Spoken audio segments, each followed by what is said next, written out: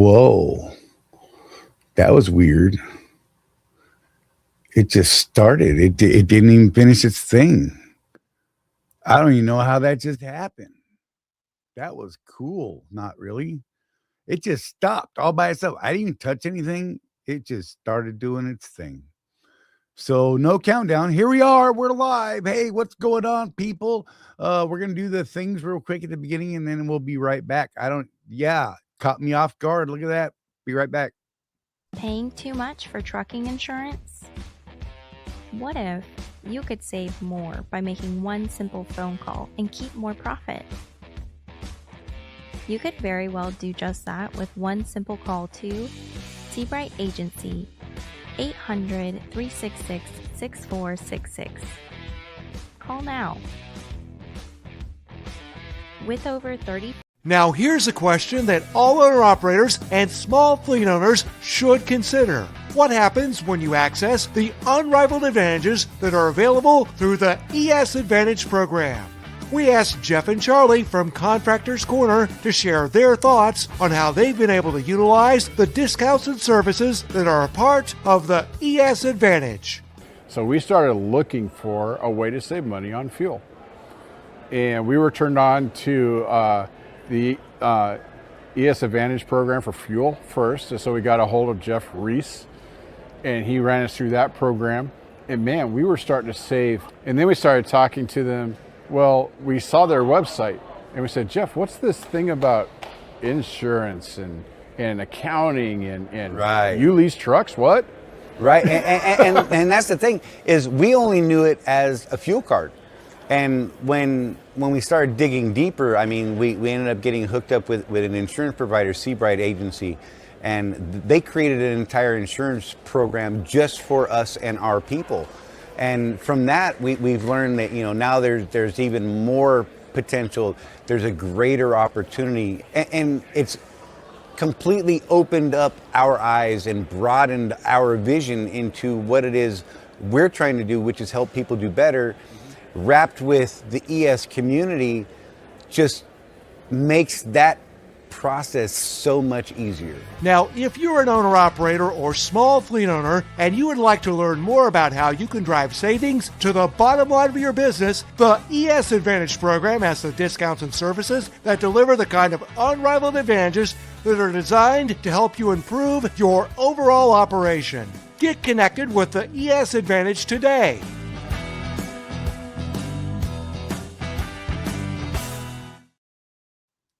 And here we go. So what's going on, y'all? Oh, look, there's Jeff. Wait, gotta get Jeff on there.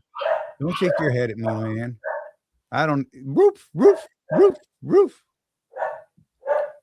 Oh, we got a magic finger pointed at me from behind my monitor. That was awesome. Oh, that's my brother Pat. He's like, hey, have one of these. I like to hand them out when I'm in, real life. I just pull them out of my pocket and give them to everybody I see. Hello, Patrick. Love you. Oh, so what's going on, Jeff? How you doing, man? I'm sick, man. That sucks. Started getting sick Christmas Day. Of course. Why not? Because, that's the day to do it. Ran a temperature through the weekend. All sorts of fun. Nice. Did you, how did you take your temperature? How do you know you had temperature? Did Donna do it the old mama way? Because never mind. Don't answer. Don't.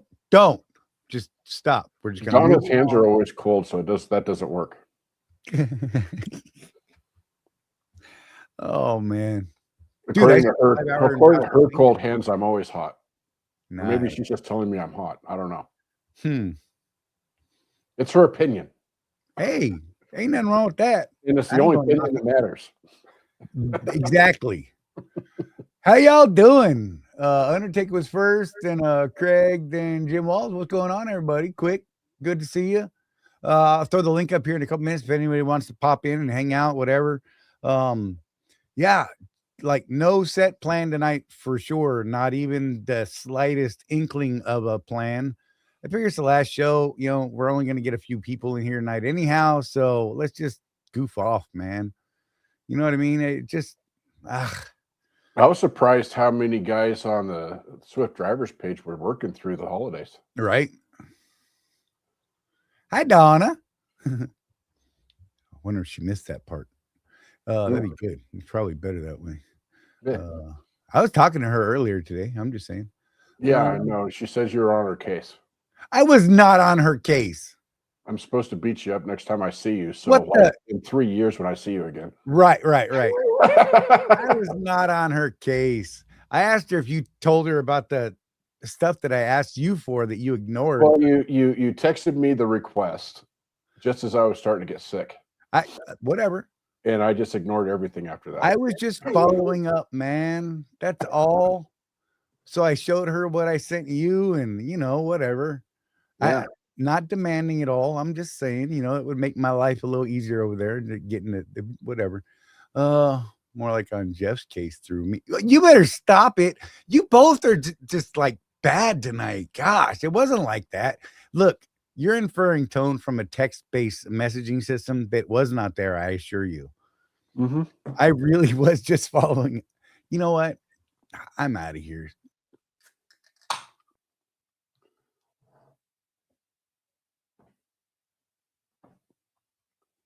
And Charlie's just over there bobbing his head. He's had enough.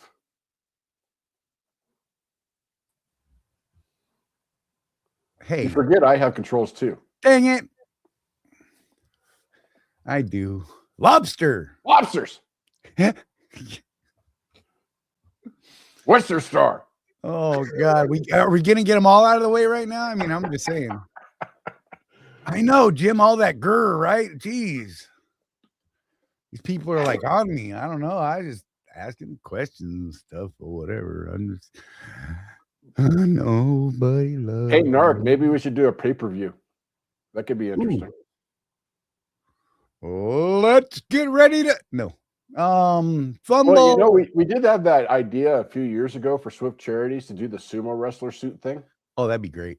And have people sponsor different people, us and maybe Jorn and a couple other people at corporate that would be willing to do it. We could have a battle royale. So I have a theory on that, by the way. I think I could beat Jorn. Hear me out. Okay. Jordan's basically a big kid, right? Right. He would be laughing so hard. Yeah. Yeah. And he's got that higher center of gravity. That's true. And that beautiful hair that he doesn't want to mess up. That's right. I'm just saying. I mean, I just watched him. I think it was last week. I saw a clip that he had done where he got his butt whooped on camera. It was something else. Oh, yeah? Yeah, it was a good one. I liked that. I was like, ooh, I'm gonna have to watch that. Did that new movie of his come out yet, where he plays the operative? I'm not sure. I don't pay close enough attention. I catch bits and pieces, and then I fail to follow through because other things. Yeah, but Undertaker, Jordan's jacked. Yeah, he's a bit of a monster. In a good way, I mean. Vegas Halloween. Oh my God, dude. No. So he's he's actually bringing something up from his show a couple days ago or over the last 2 weeks. Some dude, oh my God. GW, that's his name. He one of those, he was, a bit piece in Ice Road Truckers or something like that. Mm-hmm. And God's gift to something, I don't know. Whatever. GW Bulls, that's his name. He got into it with someone else, Trip, and he's like, you meet me in Vegas and we'll fight. Oh. And Trip's like, bro, I'll set up a real sanctioned deal, man. I'll even pay your time to be there, whether you win or lose. It was pretty comical, man. And he's done this nonsense before and, doesn't show. Oh, okay. But it's pretty funny. That dude got called out, and I think he'll back out in a second. So I'm just saying. I tell you what, man, I'm a lover, not a fighter. Right? 100%. But we could be the undercard at that event. But you know what? a deal like that, if someone were to say, I'll even pay we'll do a sanction if it's like real boxing, Right? I'm all in, man. I'd do that. You know, hell, get some I don't want to punch frustration you in the out. face. Get some frustration out. I want to punch some other people in the face. Is that wrong? Yeah. Yeah, you know, I thought I was interested in boxing when I was younger, and here's what happened. Now, on my mission, right, and you're not supposed to box on your mission, obviously, Nice. for obvious reasons, but my companion that I had at the time was also interested in boxing. Okay. And one of the families in the ward we were serving in was into boxing. So they set us up, man. I knocked him out, like TKO. Oh. And I felt so bad. I really thought this was going to go the opposite way, that the first time you got punched in the face, you're like, no, I don't like this. Because that's what Yeah. most people do. Yeah, true. I tell you what, we had a dude in my guard unit that was trying to get out of amateur boxing into the bigger boxing. Right. And the bouts that he was given, dude, he lost hard one time. Oh, God. Hard. And you know, you see the boxers after a professional match, wait a day.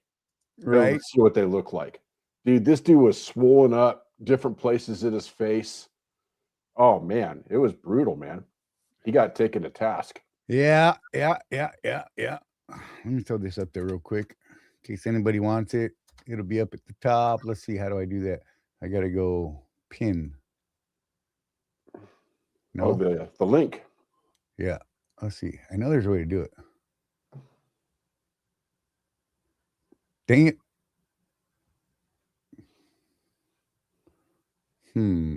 Oh, wait. I know. Let's try that. Let's try this. Nope, that wasn't the right button. Narc, how do I pin it? Since we got Narc on here, I got a question for Narc. And you, Charlie. Okay. Have you noticed the insane amount of censorship on YouTube right now? Dude, yes. Like you can't say pew pew the real word. Right? It'll get axed out. Because it's crazy. For some reason that's offensive now. Right?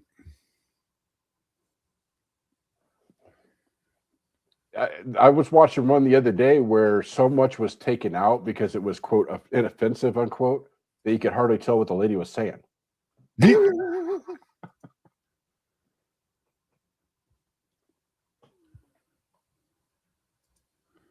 From my phone. Uh-oh.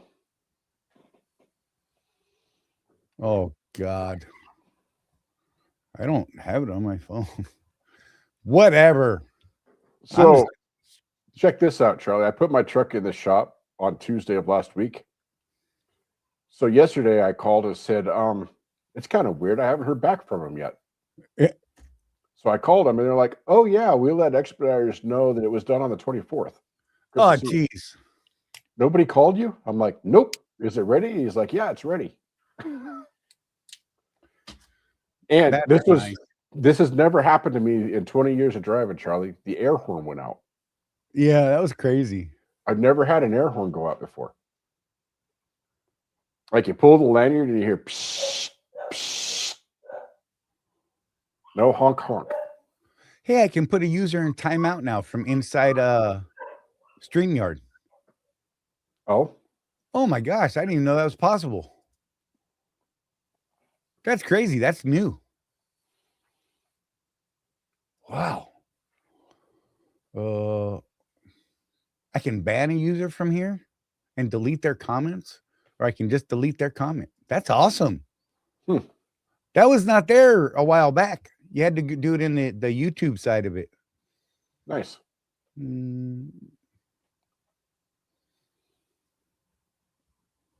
No, it won't let me do it, Narc. Just says channel activity, go to channel or remove. It's weird. I know it used to be there. And I'm doing it in the YouTube side. But whatever, I'll figure it out. Maybe I'll just go on my phone and look. Haven't you done it before? I think so. Yeah, I have.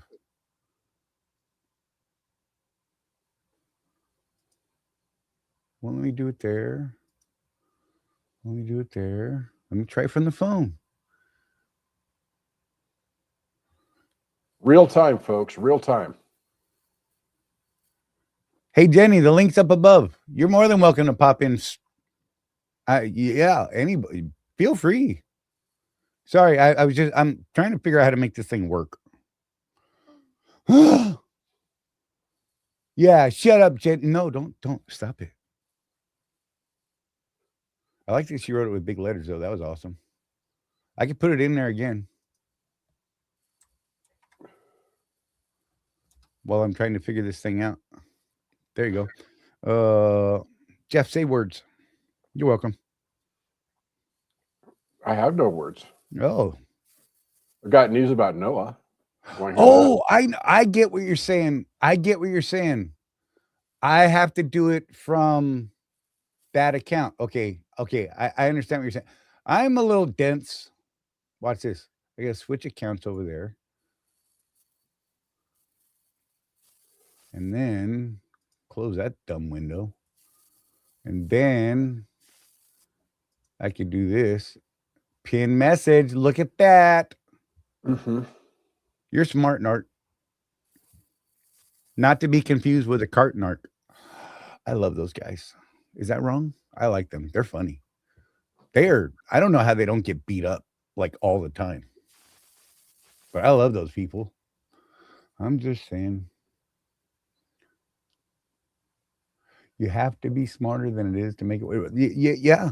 I mean, absolutely. It's going to become harder and harder to do with AI, bro. Yeah, for real. Why did the truck driver break up with his GPS? Make it clean, sir.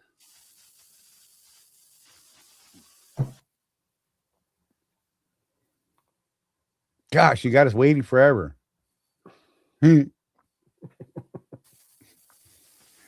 Jenny. I call my GPS Nagy, so. There you go. Look, there's Jenny in a bottle. Jenny. I don't see a picture, Jenny. I'll throw you up anyhow. Hello, Jenny. Hello. How are you guys tonight? That's the best I got for my forest tonight. Sometimes I can do it pretty good. Tonight ain't the night. Tonight. Happy end of 2025. I'm glad to see this year is going to be behind us. Right. Hopefully forward to better 2026. Yeah. You know, and I've stuff. about had it. And Narc, don't you ever tell me to shut up again. Yeah, Narc. God, Mike. Come on, Mike. You want to talk about it? Come on and get on StreamYard. Yeah, you. Hey, y'all are anyone's welcome. I'm just saying, just try to keep it clean. Look, as soon as Narc gets on, we know it's gone in a handbasket. So whatever, it's fine. But Narc's scared. It's all right. Jeff, how are you tonight? I'm doing all right. Recovering from an illness. Yeah, you look like you're relaxing tonight. I usually see you in the truck or looking a little frenzied. Tonight you look a little relaxed. Yeah, a little better. Good. I'm glad you're feeling better. Mental illness or physical illness? Oh, I think it was the flu. Oh, well, glad you're on the mend. Looked like Charlie was struggling, so I was just trying to come in here and rescue him. Oh, whoa. Hey, I appreciate you kept telling Jeff, say words. Hey, that's, words. I mean, yeah. I was trying to figure out how to put that stupid link up there, and I was not doing well. I forgot I was in the wrong account because I was on my Charlie account, not the contractor's account. Yeah, I was just about ready to tell Charlie the latest news from Noah, and then he interrupted me. So, go ahead. So they've made it clear that if you do business with TQL and you get screwed, they will not help you anymore. Oh, that's slightly not true. Oh, they won't help you. They won't help you, but they're going to refer you out to me. Oh, okay. But I really can't do a lot with TQL. So here's the thing: TQL is the most litigious brokerage out there. They have their broker carrier agreement is pretty much it's well written enough that it's hard to fight it. Okay, it's look who came to join us. We'll see how He long it finished lasts his because I own never thought. can keep an audio. I mean, if Um, I don't have the thing on, I the thing. I do have direct connections to their attorneys. So typically, because you can't contact their customers and whatever, I just take everything straight to them and say, "This is why I don't believe this should be so or whatever." Oh, love you too. You're and supposed to have a picture up, asshole. I'm fixing to. I don't have my face on, Oh so yeah, I'm I fixing can't to. do. I Way to can't do. screw the show up. Thanks. I can't have you show me up. Be better look at me. Let me get my face on. Hang on. Oh, that's hot. But so typically all I can do is forward it to their attorneys and then see what they say, and then sometimes I can get somewhere and at least get a partial recovery or settlement. But honestly, if they're holding you to your feet to the fire on something, it's probably going to hold up in court anyways. And it's not worth fighting over. Yeah, there was a big long message from what's his name on there. Mike. We've told you to boycott them. We have boycotted them and C.H. Robinson for years, Right. ever since Noah started. I'm not part of Noah's board of directors anymore, or head of their departments anymore, but I was over their broker fraud prevention and their corporate debt collections when they first started. I do still support a lot of what they stand for, so they're an advocacy group and they're not bad for getting some help and advice. But honestly, I tell people that hauling for TQL is like playing Russian roulette. It's like playing Russian roulette, because you may haul for them for years and never have any issues, but then when you have an issue, it's going to be a big one, and it's going to be a lot. One of the biggest things I've seen in recent history is people that they give you a driver instruction sheet before they give you your rate con, and it tells you the POs that you're supposed to pick up. If you by chance leave one of those POs on the dock because the shipper just doesn't load it on you, it's not even your fault. They will charge you the full amount of that product, the claim of that product, because you didn't get the POs because you were supposed to check that. This is the second instance I've had of this. The first instance where they claimed the company for $12,000. This one is a single owner operator for $15,000. The pickup lists one PO, the delivery lists two POs, and they're claiming them for $15,000. Wow. And because they only had one PO on there. The second PO they pulled back off because it was going to New Jersey and not Florida, the opposite direction. And now they want to charge them $15,000 just because they didn't haul it. And when I called and spoke to their claims specialist, they said, well, sort of like when you have a list of items you need to make a recipe. If you leave some of those items at the store, you can't make the recipe. And I said, but if I leave them at the store, I didn't get charged for them, and they're still at the store. Right. And they said, yes, but we gave you a list that you were supposed to get before you went, and you should have double checked it. So threw me off, Jeff. I was like, right? You got broken. I was Stop like, playing musical boxes. The actual show left. Right. Content.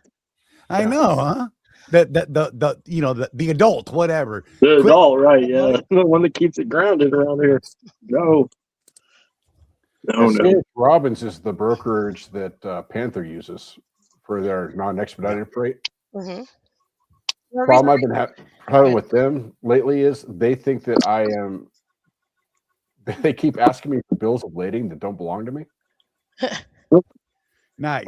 Like the other day, I delivered here in Salt Lake City, and they texted me for like 3 days. Hey, we need that bill of lading for that load that you took to Dallas. Not me. That's not me. My 3 days back and forth. So my biggest issue with C.H. Robinson is that they will, if you have a double brokered load, there's a C.H. Robinson load, like they were the lead broker on it, and you wind up with that load, and we find out that C.H. Robinson was the lead broker. They will pay you on it, but they're going to blacklist you. And I said, yeah, because you should have reached out, because you're not allowed to involve any collections against them or their customers. And so I said, a lot of these carriers don't realize that it was a C.H. Robinson load. Sometimes they don't notice it on the paperwork, or maybe it's not obvious. And So they have no idea what to do but to engage somebody like me. And I'm reaching out to you. And I told them, I said, so me reaching out to you is a courtesy. You have no ownership of the freight. I don't have to come to you. I'm offering you an opportunity to save face with your customer and not tell your customer that you had no idea where their freight was for 2.5 days. But if you don't want to take that, that's fine. I'll just go straight to your customers from now on. We won't even ask you. And they said, we don't take kindly to threats like that. And I said, well, I don't take kindly. I'm saying, well, this carrier didn't know that it was yours, and you're blacklisting the wrong one. You're allowing the nefarious actor to continue to be in play while you're getting rid of the actor that safely and securely saw your freight to the final destination in a timely manner. So you're like cutting off your nose to spite your face. And I sent that letter off to them, and that was when I was at NOAA, and they went to my boss and said, do you know this girl? You might want to get a hold of her. Right. Okay. Hey, you there, quick? Yeah, I'm just letting everybody talk. Can you hear me? Yeah. Oh, yeah. Just making sure you're alive, man. Yeah, man. What's up? Quick. Merry, happy, new, whatever the hell, Yes, happy Chinooka. Wait. Yeah, all the above. We made it another year. Let's keep trucking. I'm pretty happy. I'm really ready for 25 to be done. Just saying. I don't want to say the words, but I'm hoping the next one's better. Well, I don't say that it's going to be better. I just say I need something different. It can't. I don't want it to be worse. Right. Oh, I don't want it to be the same. I'm just saying. Different. I look. There's a lot of people who can't handle another year like this year. Let's just be real about it. Look, I mean, it could be good for the industry monetarily, I guess, but I mean, I know people who are running solid and really tight and lean, and they're good business people. But another year of this, I'm just saying, it may not be great. Really, this has been 3 years of this. So Yeah, I mean, we need a good turnaround. People forget after COVID when rates were so high, we were at an abnormally high, and so hang on, so let me turn this off. And so we came off that abnormally high, and then people are like, oh, rates are terrible. Well, after an abnormally high comes an abnormally low to help, put the market back where it goes. Yeah. And so when the market inhales, it takes in all of the excess carriers and sloughs them off, and when it exhales, it sloughs off the extra brokers, and whoever's left at the end, will come out ahead. I really wish the inhale would stop. Right, I agree. Good God. I mean, oh, hey, look, there's Jenny. Yeah, I have a little bit of face on now. So there you go. With that bright. Well, here's one of the things that was weird to me, Charlie. You know that I've been running pretty hard all year. Yeah. I probably haven't ran this hard since I was a new driver and didn't know any better. Right. But the numbers don't bear that out. No. That's what's concerning. The numbers don't bear it out. Yeah. Yeah. Believe that. I got into this contract where I have some negotiating power, but I tell you what, that first year when I was all, Panther guy, woo. Well, there hasn't been money in the loads for them to wiggle with. So it's really few and far between where I can bump up my rate on these loads. It's just been brutal, man. It's been brutal. And Undertaker had a good question, and I think that was it Undertaker? No, it was Timothy Ransom. If the broker is causing trouble, why are drivers still using them? Well, like Jenny said, you could haul for these guys for years and not have a problem. Right. Also, TQL and CH Robinson are some of the fewer brokerages that will work with brand new carriers. So everybody seems to have to use them when they're right out of the gate, because there's not a lot of brokerages out there that will use carriers with authority less than a year old. And so everybody has signed a TQL broker carrier agreement at some time in their life, pretty much. Almost everybody has. And so if you signed a broker carrier agreement and you wind up with a double brokered load and it's a TQL load, you can't pursue their customers because you signed their carrier. So even though you didn't take it as a TQL load, you didn't know it was a TQL load, they'll say, well, our broker carrier agreement prohibits you from pursuing our customers. Oh, geez. Well, but I didn't take it from you. I took it from XYZ, assuming that would be able to recover. So yeah, but how would that? Okay, so saying that is how many years? Is there a statute on that, right? Or is that just forever? Forever. Yeah. Is Forever it? and ever. I mean, You cannot is it? pursue their customers. Yeah. That's kind of crazy. I didn't know that. I knew Yes. that was part of their deal, but I figured there was a time frame where they'd be like, no, No. it's past 2 years or No, you something. can never contact their customers ever, ever, ever, ever, forever until the end of time. Shit. How? Wait. Well, because you signed that carrier agreement on your MC number, right? Right. That's why. And so here's the thing, so I have a client that it's a factoring company, and then their carrier company that obviously that they funded for this invoice. They did business with 1776 Logistics, which is a fraud their brokerage that went out of business. And so when I reached out to the shipper and receiver for payment, because I had no idea who the lead broker was, it wasn't listed anywhere on the paperwork, I couldn't find it, and they said, "Oh, well, we gave this to TQL." I said, "Well, that's lovely. I'm going to tell you, they're not going to indemnify you. They're not going to pay the final mile carrier. Mhm. We're asking you to do it." They still reached out to TQL, and TQL said, "Stop calling our customer." And they said, and I quote, they signed a broker carrier agreement in that extent that they can't contact our customers, and that extends to their factoring company and you. And I was like, "Whoa, time out. I didn't sign shit, MF." Mhm. So, but nevertheless, I still am dealing with their attorney on it, and they said, "Well, do you have anything else that shows that this carrier hauled it?" Now, here's the problem: the factoring company is a non-recourse factoring company, so they already paid this carrier out. The carrier is out of business, so there's really no reason for TQL to pay them out now. Right. Yeah, done. Right. Now, I'm still trying to get TQL to pay it simply because it's the right thing to do. And I've asked them for. They said, "Well, do you have anything else that proves?" Well, the factoring company tried to get a hold of the carrier and asked, "Do you happen to have e-logs from this?" It's over 6 months ago. They don't have e-logs for this. Stop. Right.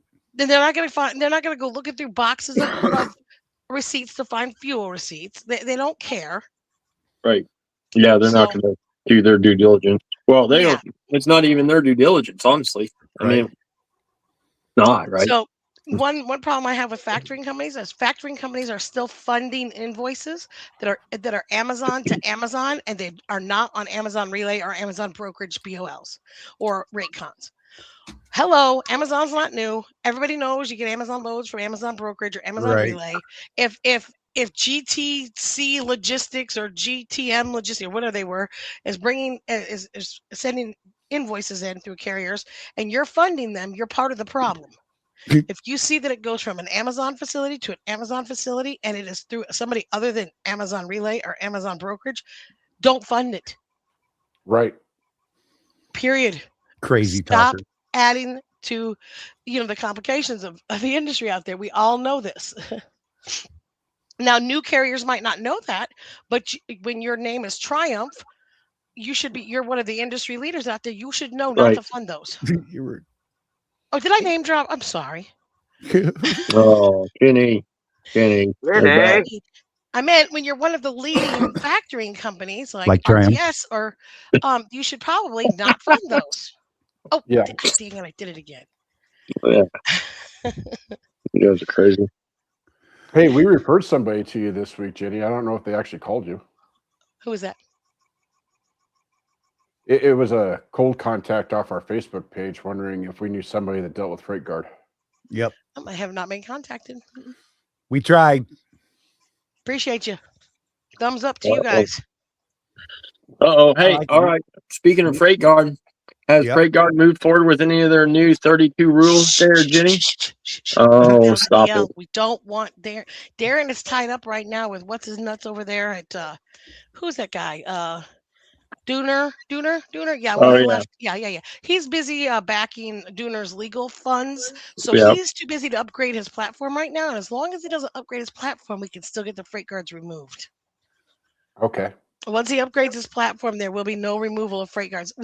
They'll be marked as deleted, but then there's going to be a code that says why they were deleted. Oh, they called up somebody that cried at us, and we pulled it down for them. Okay. Yep. It'll still show bad. I mean, technically. I named all my boats Jenny, DJ said. Oh Lord. I'm not sure how to take that right now. I've got jokes and none of them are appropriate. Take it like a man, Charlie. Take it like a man. Oh, you just let it happen like in prison. That's right. No. No. No. That's not what you're saying. My bad. Cuddle time. That's what cuddle time. What's new? What's new in the maintenance world for the I don't know what you call your show anymore. I can't even remember. I know it as the original one. Anything? I'm just gonna let you struggle. No, well, I'll just say the old one. I'll log out and go look. What's it called? Blown tire, busted lug nuts, leaky air chamber. What's it called? Who knows? Something carrier contractors or something. I don't know. You mean contractors? Yeah. Well, yeah, I know that's what I remember it as. Well, it's still kind of the same thing. I mean, you know, my memory is good, but once it's locked into something, it doesn't change very much. Right? So. Sorry. Okay. Jeff can't remember anybody's first name ever, so you know that's fun. He's like, I'm gonna do it. He's kind of like Biden being led around like a puppet when it comes to people's names. Timothy is asking about this new law that goes into effect on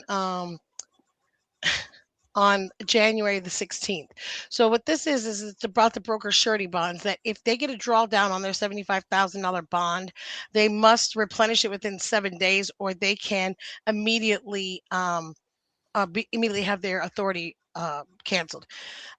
They also must be able to show that they actually have cash or whatever assets that will add up to that total of $75,000 for that equal to their bond. Now, I think that the bond should be based on how much you actually do in revenue a year, because I mean, if you're a TQL, how many times do you file on a TQL bond that $75,000 is eaten up pretty quickly, you know? Right. We've had brokers go out of business. When Pan American Transporters went out of business, they went out with $3.1 million against their $75,000 bond, and it paid out at 2.9%. So, you know, right. Oh, yeah, for real. $290 for $1,000. Yeah. Yeah. Wait, $29 rather for a $1,000 loan. Oh, that's even worse. Yeah, that's not even a percentage. Is it? No, it's not even a percentage. It's a 0.%. That's insane. That would make you very sad. I'm just saying. Sean, believe it or not, there are times when Charlie and I are talking, and I'm like, you know, that guy, and he'll just let me struggle, even though he knows I'm talking about you. I'll even like put him up on a screen real hard and just let him sit there and bake in it while I giggle in the background. It's so much fun. Just saying. Yeah. Hey, go ahead. I lost something. Whatever. It's gone. Hello. I promoted your little app the other day. What's that? I said I promoted your app the other day. Oh, thanks. See, what comes around goes around. Referrals all around. Yeah. So I got a new commercial I'm building right now for it. Oh yeah. Well, so we talked about it. So Jenny knows Mark. That it was Mark, right? I talked to Mark about it. Yeah. Mark he's I don't know what you call him. I'll call him the king. I'll call him and back it up the king of the box truck world. Well, of household goods moving, final mile delivery. Yeah, household goods, but box truck. Yeah, final mile box truck. Right, like that's his. Like he's retired at 42, right? Like he legit, not like just pulling. Not just out of business. He's like legitimately. Yeah, like yeah. And so, but anyways, he has a show. He goes every day. But I'm going to tell you right now, he is a tough. I don't know. We were just talking about him. Not bad, but he's very dry. Right. He's very serious. He's very money mode. Like he doesn't laugh about stuff, and he doesn't touch. It's all about making that money. So if it makes money sense, and he's all for it. So he didn't really yay or nay it, but everybody on there is an owner operator. I mean, well, I don't know, probably the same as here. I would say 80% of the people listen to him are owner operators, box truck people. That none of them know their cent per mile. That's kind of the funny thing. So they're all straight. You see how Sean is right here? He says the app sucks because it tells him he's getting 6 miles per gallon. Tells me you suck, sir, because your foot is so fat and heavy you can't stop yourself. I'm better. Right. Yeah, get a ball of tape, put it underneath that pedal. Right. Right, or something. I would tell y'all though, if you go out to YouTube and look at Mark the Mentor, like and subscribe to his channel as well. He has some good information for you out there. He's good sense in general. Yeah, he's a good business guy. He really is. I kind of figured maybe at some point to try to figure out. He's a tough sell. But like I said, everybody that calls in, I mean, he keeps 80 people in there every day. So. Wow. Like I said, everybody that calls up is struggling because they don't know their numbers and they don't really know how to figure them because they don't want to. They think they're going to do it this way or that way, and he keeps it real with them. And it's like, no, you can't shortcut So this. an app, which obviously I know there's more than one, but an app that he's pushing, they might kind of go for. So they're probably scared. They're probably scared to what their numbers are. That's why they don't check. No, you're probably right. You're probably right because they all think that they're making way more than they are. Obviously, it comes out pretty quickly, so that they're not. But what's up, T-Bone? Good luck, Matthew. Here's the controversial reality, and it's not controversial because it's inherently controversial. Controversial because people don't want to think about it. Yep. If you have no money in your business bank account after paying your personal bills, you're actually not making any money. Right. Yep. That business is not making money. It's okay. So your mortgage is paid. That's great, I guess, but you're not actually making any money. Oh, it's funny you say that because that literally the other day he had because they get some trucker guys on there. There was a guy on there that called in that was him and his buddy are running trucks and they're paying each other brand new. They're both paying whatever. They're paying themselves $1,500. They're like, yeah, we took $25,000 and started out, right? And we both got trucks, but the maintenance is depleting our money. We just took out $15,000 more, but we ain't got no money. But we're paying ourselves $1,500 a week. But now we're out of money. We don't know what we're gonna do. Right. Here's the thing. Sage made a point one time that when people are figuring their numbers, they often forget one of the most important things, and that is putting money back into your business. Exactly. If you don't put money back into your business and leave money in there for your business won't grow. It will just deplete itself and wilt away. Jeff and I have a rule on our other, not our specific trucking businesses, but on the businesses we're in together, is we do a 50% right back to the company. Nothing else until that 50% goes there. Then the splits start happening and the other things start happening, but 50% goes directly back to the company. Yeah. And I mean, I don't know what number to put on that in a small one trucking company or a couple trucks. Honestly, I don't know. I think 50 is a great place to start. I think it's a tough number in a one truck operation. So I hauled asphalt. So I hauled asphalt. Right. And so, but our owner operator taught us the rule of what I call the rule of 25. So 25% was to the driver, 25% went to parts or maintenance or whatever, 25% went to the owner operator, and 25% went to fuel. So, fuel, plates, registration. So they you have parts and maintenance over here, and then your other operating costs over here. And then, it was a rule of 25, basically. No, and that is definitely a way to do it. And it's not a bad way by any means. I think that the main thing, there's a module in the course that I put up a couple months ago about how to divvy up your finances. And the important thing is once you figure out your percentages, stick to them. Yes. Right. Don't bury them. Yeah. That stuff that goes into your maintenance account, I don't care if the Pope asks me for that money. It's not going anywhere. Even if you've been putting it in there, not touching it, keep putting it in there because it's you're a lot of trucking companies, single truck owner operators or small fleets are one breakdown away from bankruptcy. So if you have two breakdowns back to back, that's gonna really hurt you badly. So even if you think, well, gosh, I've got 30,000, 50,000 in here, whatever, get an engine overhaul and see how much you have left. Right. Right. Well, and everybody knows my story. Narc, I think I told you about this too. It's not really a mistake because it was calculated.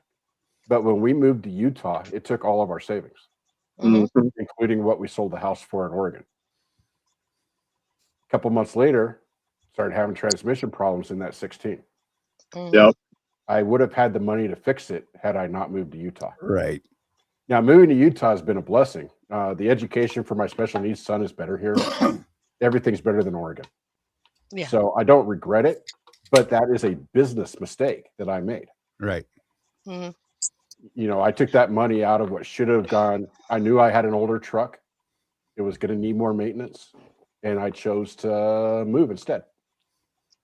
Well, and I mean, ultimately, that might have been a better decision for you because of the, where you are with your son and everything, or special Yeah. needs, Right. and so that might have been better. But that was the risk you took in doing so. So you have to weigh it those is. options. But Mhm. definitely, if you have an option to consider waiting a little bit longer, it might have been worked out better for you. But it might have prevented you from moving also. So. Right. Oh, he would not have Well, been able to move. The market went so nuts check right after this that. out. So I don't mind sharing. I ended up with a 2.5% mortgage. Mhm. 3 months later, it's when the Fed started pumping up interest rates. Wow. I literally You'd would have had not be able. 7.5%. Right. I literally would, just because of the difference in interest rates, I literally would not be able to afford my home today. Right. Yeah. Oh, It was, and crazy, it was right? like right after he made the pulled the trigger. Right. Say We it was like, we oh. closed the day before Christmas, and I think it was Charlie, by April, Yeah. rates were at 6%. Yeah, it was nuts. It just started climbing. A lot of things that people don't figure too is you're barely making it. Don't get hurt. I broke my leg. I was out for a month. Right. So, I mean, you'll probably lose everything you have if you're just barely making it or don't have nothing in savings. I was out for a month. I mean, Narc knows. So, that sucked, dude. These are good points that we need to make a library of these. Like, Right. if I had one thing I could do different, or one thing to tell people in trucking, or one lesson I've learned, it would be, don't haul for TQL. Right. Don't get hurt. Don't be careful when you move. Yeah, have a couple months in savings that can cover stuff in case stuff. Yeah, but I mean, you can have a couple months in savings and then have to do an engine overhaul suddenly, and then bam, Yeah, and then break your leg and see what happens. exactly. Yeah, and it was my fault doing stupid stuff. So hey, T-bone. y'all, watch this. exactly. I like Popping wheelies T-bone on an electric scooter. Yep, and I fell off of it. It's like, T-bone I said, think I'm I was hurt. out for 3 months with a heart in frame. That's the perfect describer. Hey, yeah, that's what happened with T-Bone. Yeah, T-Bone had an in-frame done out of the blue. It's like, yeah, I feel fine. No, dude, you're done. Come on, I'm gonna cut you. What? Good Lord. Yeah, maybe T-Bone can come in, man. T-Bone's good people. Hey, the link is there. I'm 3 just months saying, with heart. anyone's welcome. Come in, T-Bone. I mean, hell, you was out for what, 3, 4 months, 5 months? 3 months right there. And he recovered quick. So look, that's one of the reasons Jeff and I have always been very open about the stupid things that we've done in the past, right? Because we're very open. We're like, dude, I did this thing, and I said, hold my beer, watch this. Yeah. And it cost me this much money, or this much time, or this headache. So maybe you might want to pay attention, and maybe possibly learn from my epic stupidity. Yeah. And yet we run into people every day, and we tell them that story of whatever it is, and they're like, yeah, I'm going to try it anyway. You were just dumb. I can do it better the same way. Exactly. I mean, you just get started. It's like, wow, this is working pretty good. Next thing you know, you're having an in-frame done on yourself, and it's like, well, what do I do now? So you just bought a truck, dude. Yeah. Yeah. So, look, and let's be real. So there is a trucking industry will argue this, but there's a lot of money in the trucking industry as a driver. Okay. Yeah. The money that drivers make, I know drivers complain about it, but if you look at the real world, everything else out there, right? Our incomes are actually pretty good. The Yeah. problem is we have those road expenses and things like that, but our incomes are much higher than if we were out trying to get a job elsewhere without any specialized skills, right? Yeah, no education, just go out, make what we make. You know, but and we just get so used to spending that amount of money. And then if something does go sideways and you are no longer able to truck, oh man. That would be a wake-up call, right? You know, the shock you're going to experience financially, I'm telling you. Yeah, I mean, I've looked at it because, with my diabetes, Charlie. Yeah. I mean, the best I could hope for, luckily I live in a town that is kind of a freight hub between the East and the West. So I could get a pretty good warehouse job, but a pretty good warehouse job pays $22.50 an hour. Yep. I make more than a lot. Probably. I mean, I'm sure you do a lot of physical, but you're going to be on your feet all day, dealing with a bunch. Well, you probably deal with a bunch of assholes, anyways. But you got to deal with them in your space all day, right? They're going to be there at lunch and at break time and all that fun stuff. Yep. The way I look at it is this. I've always looked at it this way, Charlie. I look at what the median income is in the United States, and I want to be at that or above. Right. Because if I'm at that, then I'm average. I'm doing okay. If I'm above it, I'm above average, and that's even better. What I don't want is to get below that number, because then you run into problems. Let's see what the median is currently. Got my knock sensor done, Narc, finally. I'm in Kansas City. Yeah. I said, well, I'll get this done. And filter was pretty full because I got the gauge, and it was like 12 degrees here last night. And about 3 in the morning, every light in the dash was on. It wouldn't regen. So, hey, if y'all got a bad knock sensor, get it fixed, or your truck will go into D rate and have to probably change your filter. So, hey, I've been hearing a thing. Cummins put out a thing, a bulletin. I don't know what they call it. Bulletin. Hold on. I got those bad narc sensors that get you every time. Yeah, right. Well, narc sensor. There's 2 of them. But they put out a bulletin that if they called for a diesel particulate matter sensor, they are no longer, how did it read? So I don't know they ever did them in-house, right? But they were always tagged Cummins as they were done in-house. Is they're switching their manufacturers or whoever makes them or whatever technology. I bet it's the box, right? It's probably not the actual physical sensors going there. It's probably the box. And they're saying they require a regen and maybe 2 forced regens before the truck's roadworthy again. So if you're going somewhere to a Love's and they say, oh, it needs the diesel, a particulate matter sensor, throw it in 7 minutes, you guys are on the road. There comes this thing, you must run 1, maybe 2 regens for it to calibrate.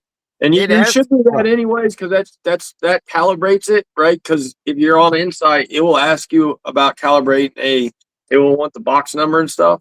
But you don't technically have to do that usually. Everything else is good to run a 4th regen. But there's times, and I don't know how they'll. The truck asked for a regen, and I tried to do it, and it says malfunction because of the knock sensor, so it wouldn't do it. So I ended up shutting it off and just running the bunk heater. It's like, I hope it starts because it was cold out. So, but yeah, they fixed it today. I got to load it home tomorrow. I have this sneaky suspicion that a lot of these places are, whether it's Cummins or Detroit or I don't know about Volvo. They're kind of their own thing, right? They've always been their own thing, but they've really turned in their own thing now.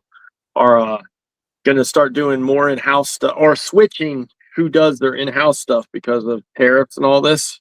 And Cummins at least put out a bulletin. I don't know if these other companies would be.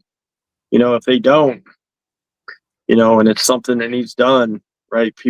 That might be an issue that's starting to come up. Right. I'm sure that happens normally, but I don't ever remember Cummins or anybody sending out direct bulletins that, hey, we're switching this part and we're switching this, and you need to do this now, starting, mid January, right? So I don't know, it's something to study up on per se, especially the truck's got 370,000, so sensor issues and stuff like that's gonna start popping up. So but Yeah. it's been a good truck, man. It's still getting 9 miles to the gallon. So she's been a good one. According to the 2024 census stuff, the median U.S. income was $86,730. Holy shit. $30. That's higher than I thought it would be. Yeah.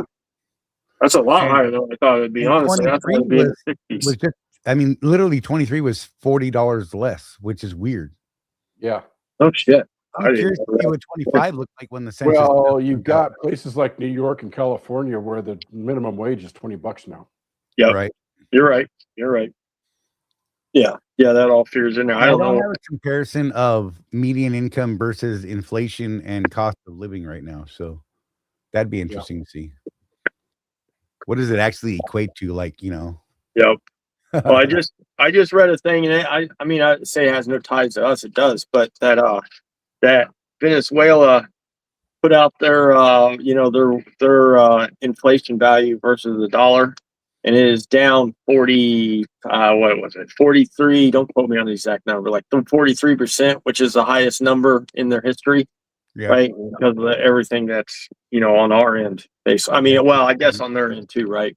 And of course, we have this little twist up with Venezuela going on right now, anyways. But that's scary for them. I would assume it's not as scary for us, but kind of crazy. That's a huge drop. I mean, that's 50% in a year, right? Yeah. Close enough.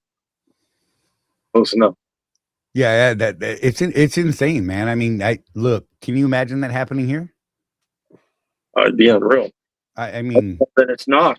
Sadly, right? Sorta, in a way, almost feels like that, and not that. It would be catastrophic economically for the country. Yeah, and I think that's a nice word. Yeah. Oh yeah. Well, the closest we had to anything like that was the housing crisis in 08, 09. People made some really poor decisions during that time. Mm-hmm. I actually looked at it again recently because one of my best friends, his mom cashed out her entire 401k. She was old enough to be able to do that without penalty. Right as that thing hit the bottom. If we hadn't done that, her 401k would have grown by over $1 million. Right. Yeah, my mom panicked and dumped it in the middle of that, and had $750,000 in it. And when she was done after dumping it, she had 200 maybe. Mm-hmm. And when I went back and looked at the research, that 750 would have been 1.4, 1.5, something like that, in a matter of months after she pulled it. My mom taught me something in my 20s that I truly believe, unless you're one of those day trader types, that's different. But for your retirement funds, once you put the money in there, just act like it just went away. Poof. Yeah. Yep.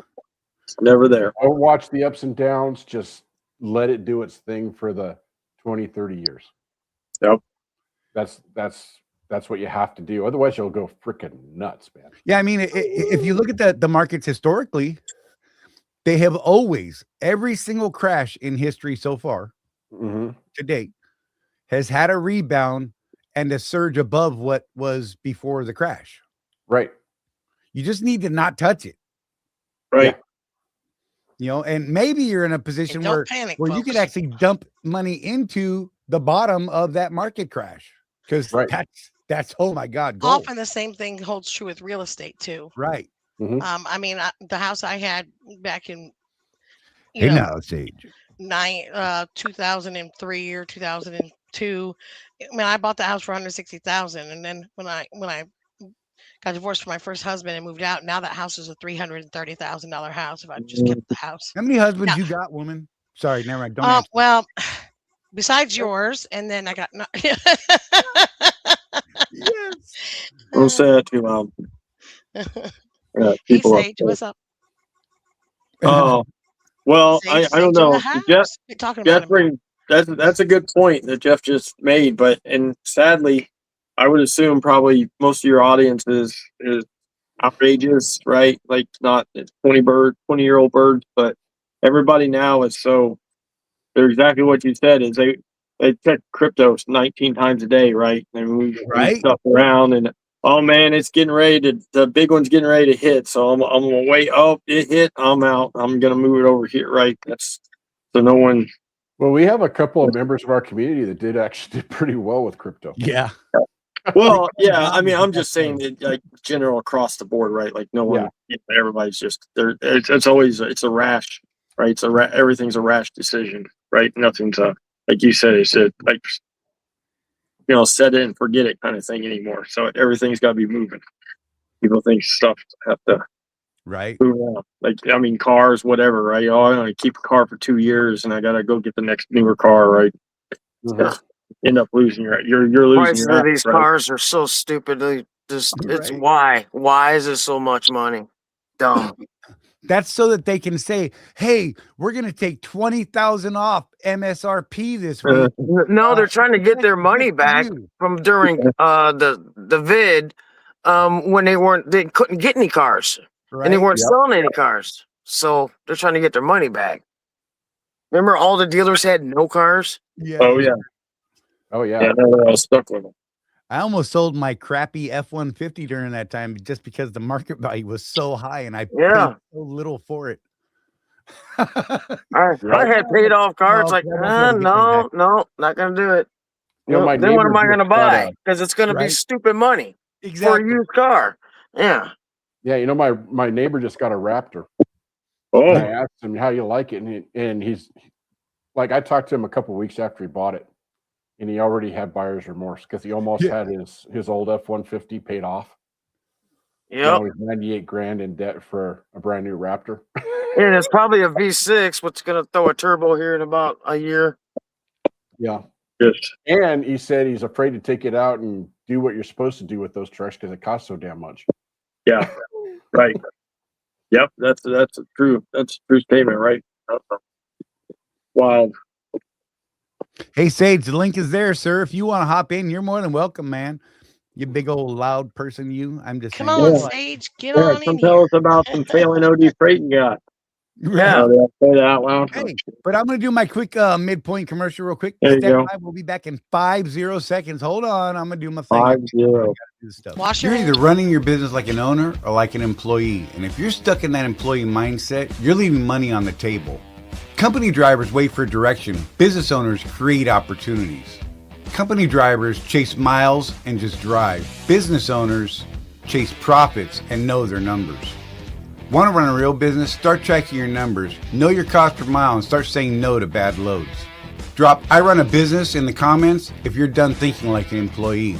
If you want to take this mindset shift further, join the Road Warrior Entrepreneurs community at www.rwedrive.com, where we have profit boosting strategies, coaching calls, and real road warriors winning together.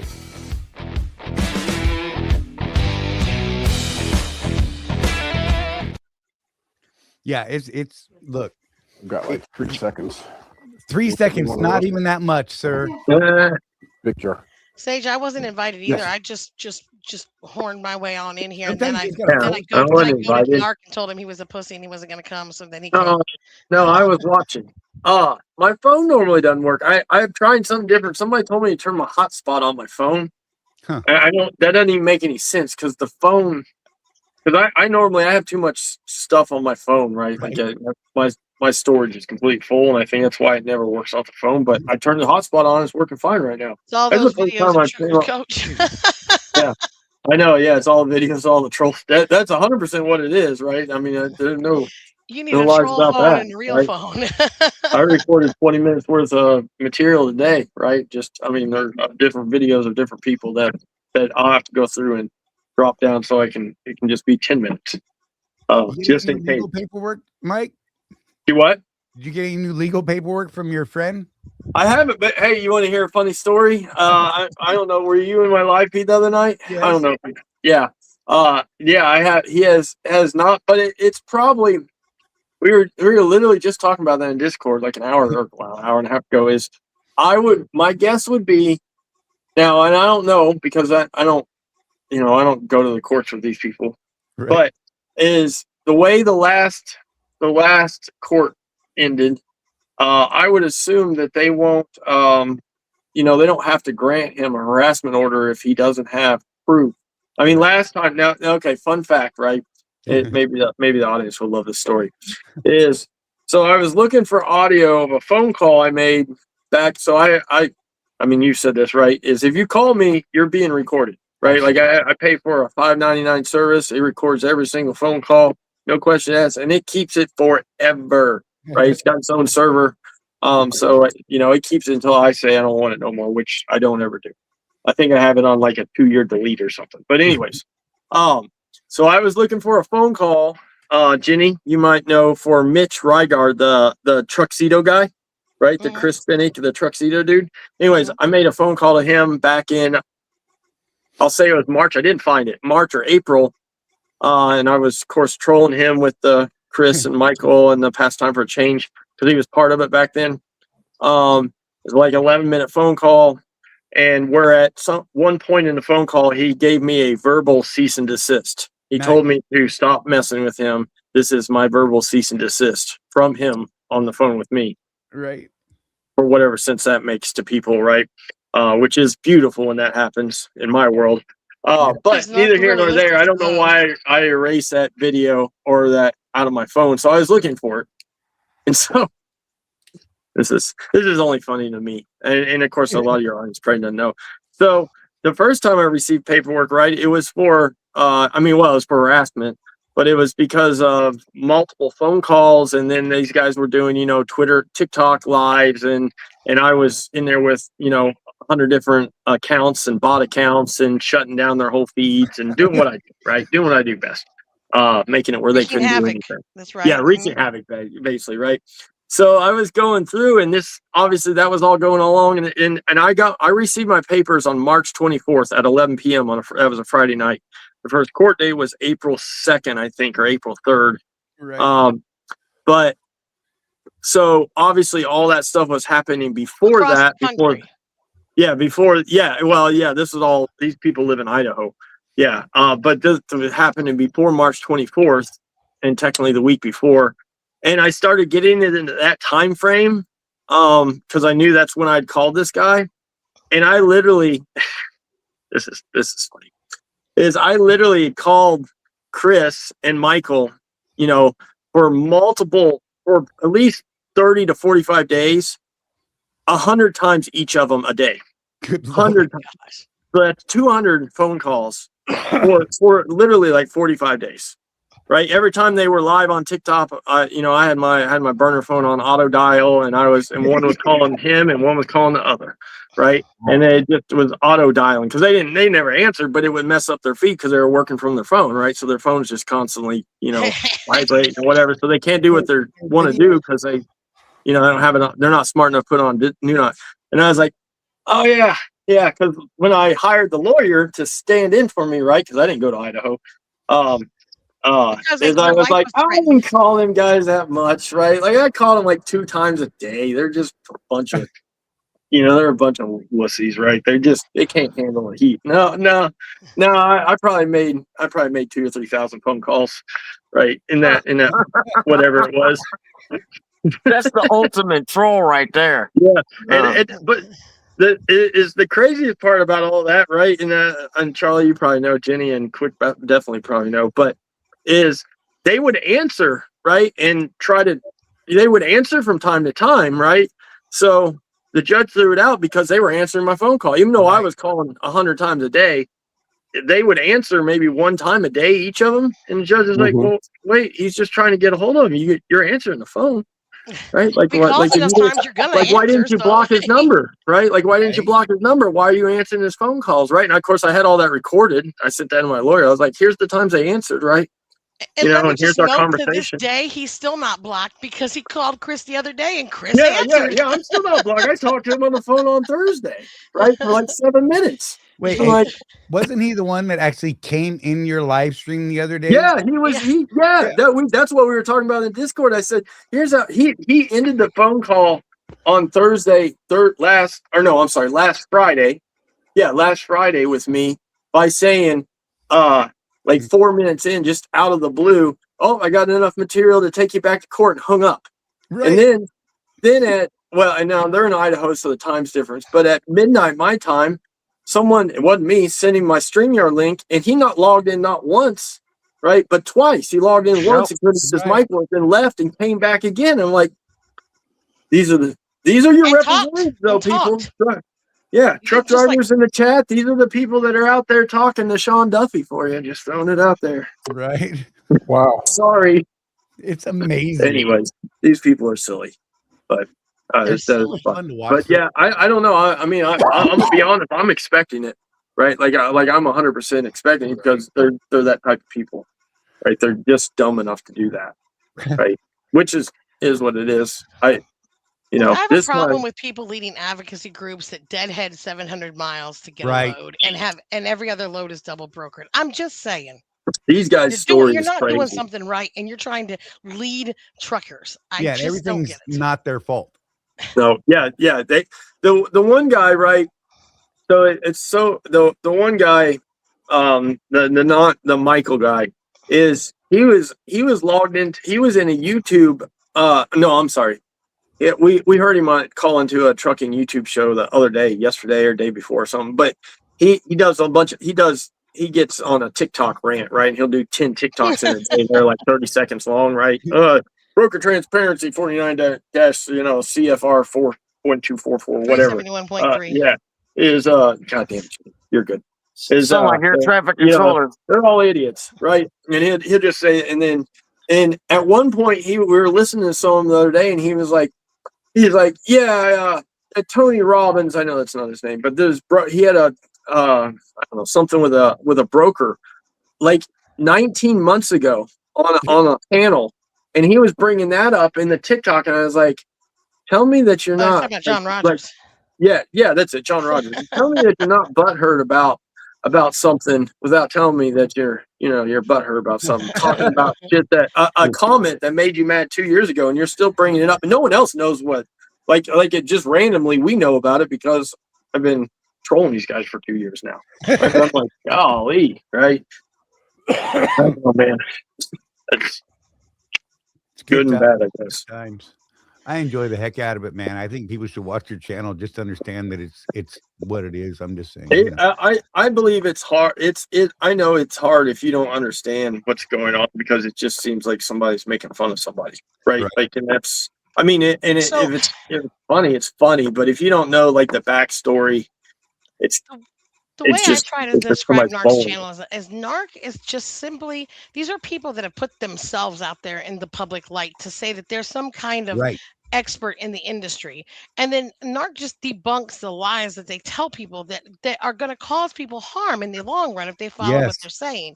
So he's just exposing the non-truths that these quote unquote experts are trying to share, like Truckers Coach and Pastime for a Change. Yeah, it's just a reaction channel, but I take it too far generally. No, but that's okay. But if you know Narc and you've been along the ride with him for several years, it's funny because they're still in it to win it. Like they still think that they're advocating for the industry. They still think that they're coaching the industry. They still think that people are listening to them for their content and not because they are the content. Narc is far more of an advocate. Well, we've made that point about a specific trucker, Todd. Yeah. How does he have so many freaking followers and we think it's like a train wreck? People watch him to see how he's failing today. Yep.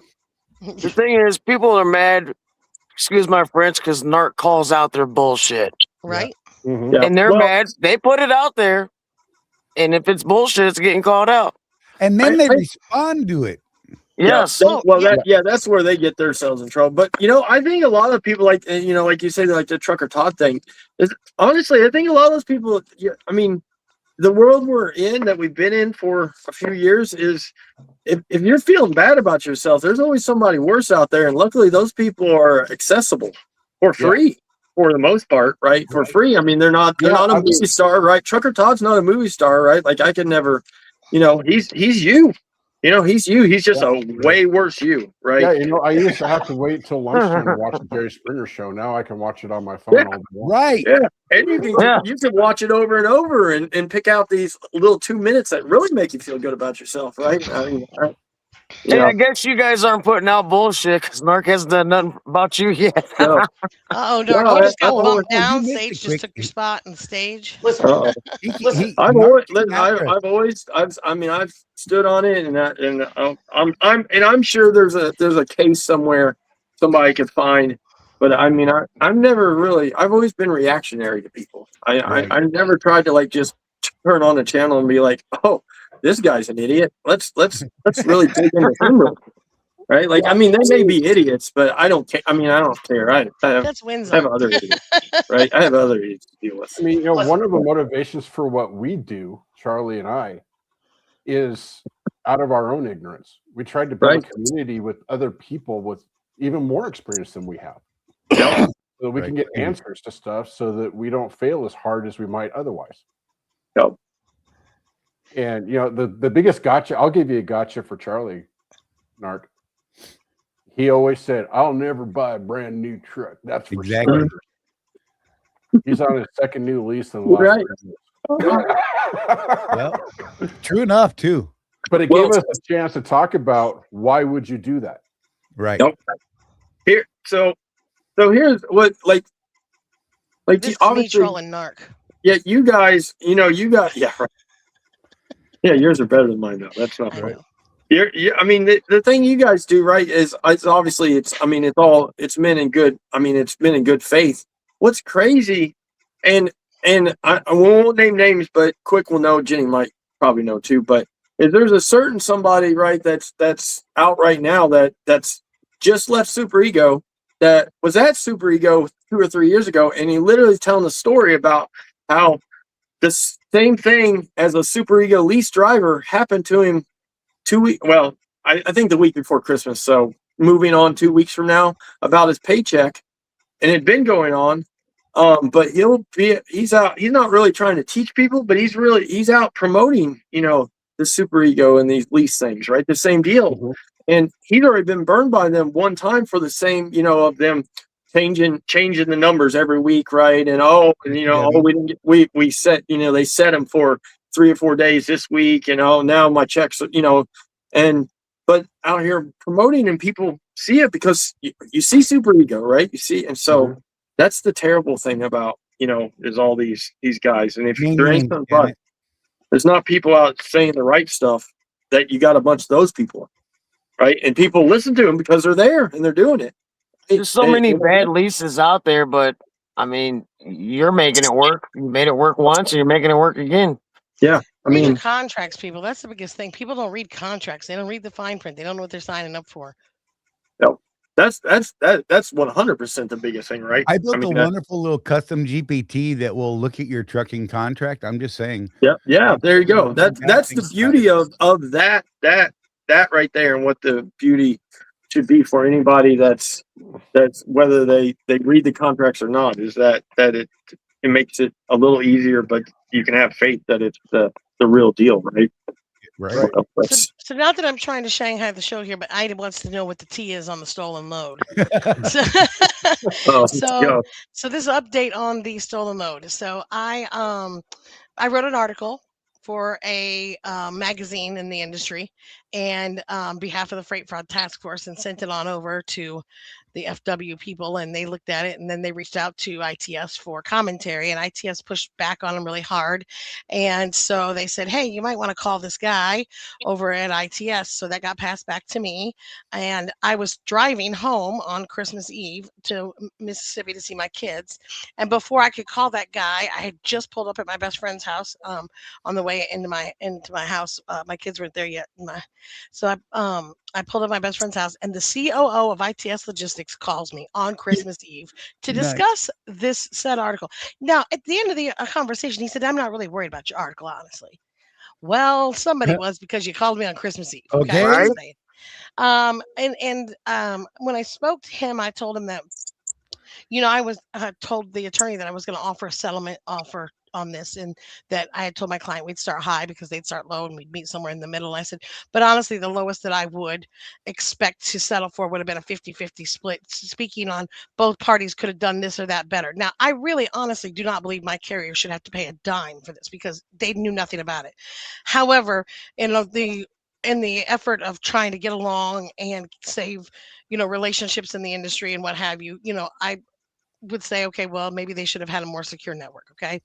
So, I said I was told the attorney that that would have been the lowest I would have entertained. And so he took that back to his team. They then reached out to my client to discuss opportunities going forward.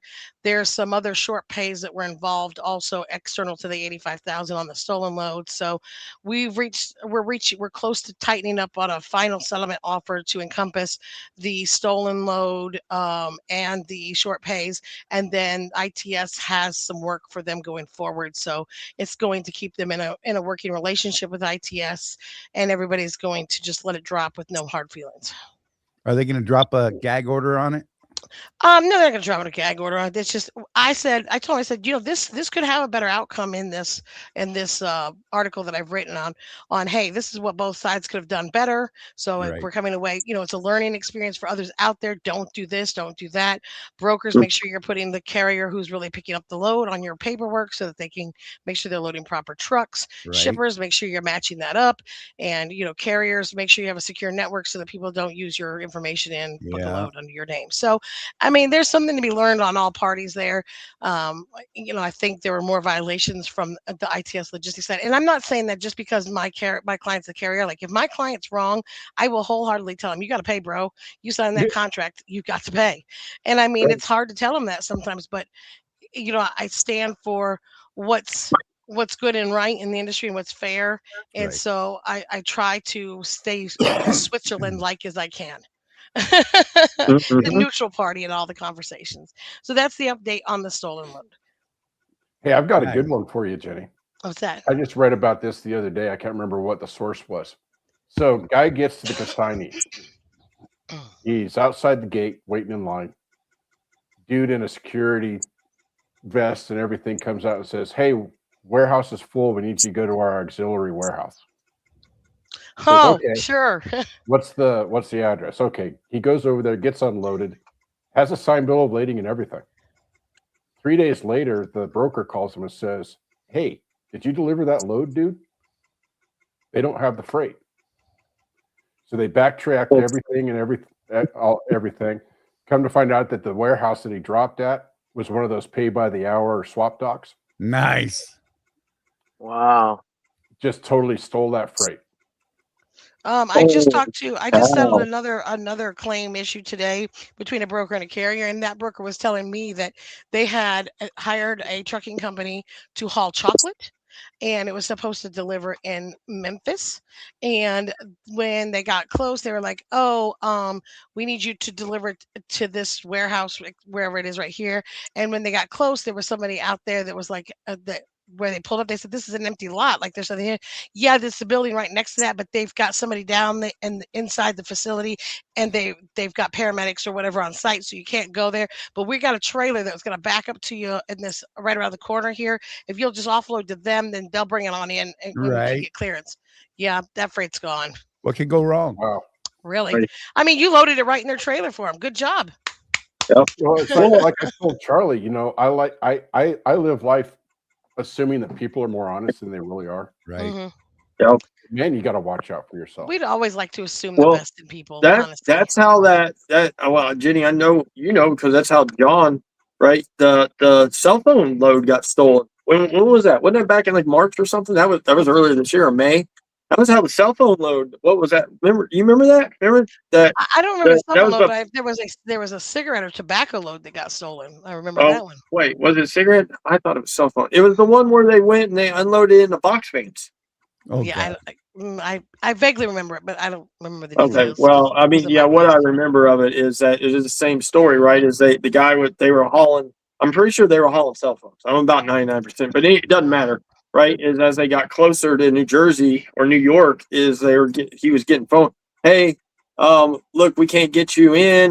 Roads blocked, roads, trees down, whatever. Right. So meet in the parking lot, and there's going to be guys there with a box truck or Oh. multiple box trucks. Start unloading the phones, right? And we'll pay you to help unload, right? To put these cell phones in these box trucks for us.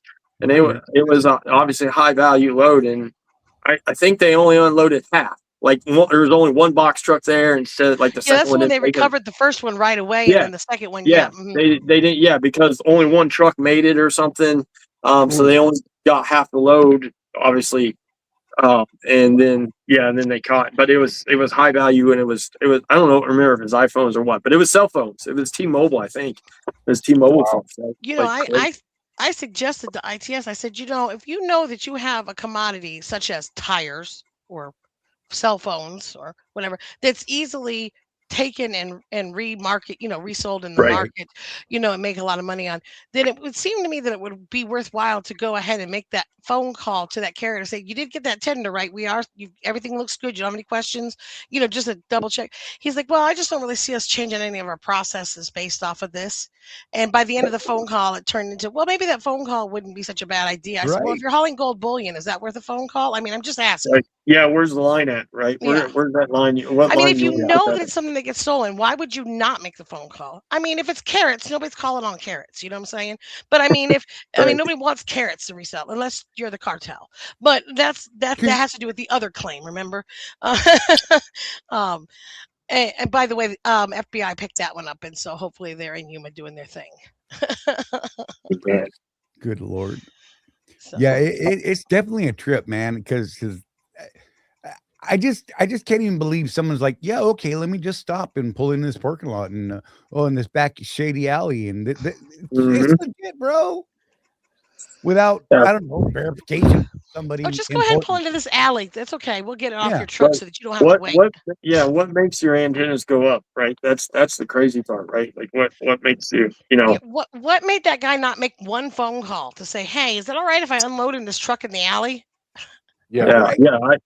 I get tripped up if I'm going to pick up a part and they're like, hey, the part's out on the dock, right? Like, no, I'm not going. I think I'll just go inside the office there in Cummins and pick it up, right? Like, I'm not going to go out to the dock because I feel like maybe the mechanics Right. taking it somehow swindle one out, right, off a truck or something, off of you, and they're swapping parts or something. Right. But yeah, some people don't. Another Man, piece I of saw now you're an somebody with their accessory. trunk open with a whole bunch of Milwaukee, tools in it the other Yeah. day. I mean, I'm sure they were legitimate. Look, I had a guy. Oh, go ahead. I had a guy at a racetrack in Montgomery, Alabama, a couple weeks back, who literally approached me while I was standing at the pump fueling up. Right? Right, He T-Bone? said, "Hey man, you need any jewelry?" I'm like, "No, bro." He's like, "But it's really good. The pawn shop got knocked over the other day, and this is what we got out of there." The It's most sort of like honest when they jewelry sale I had ever heard in my life from a guy at a truck stop. It's sort of like when they stole my purse out of my car one time at my first collections agency. Literally broke the window, reached in, grabbed the purse like a football on New Year's Eve. So just this time, 4 years ago. And later I found before they got too far across the country, I figured out who they were. They bought a car with my mom's credit card. Oh, Oh wow. So yeah, it was a fun time.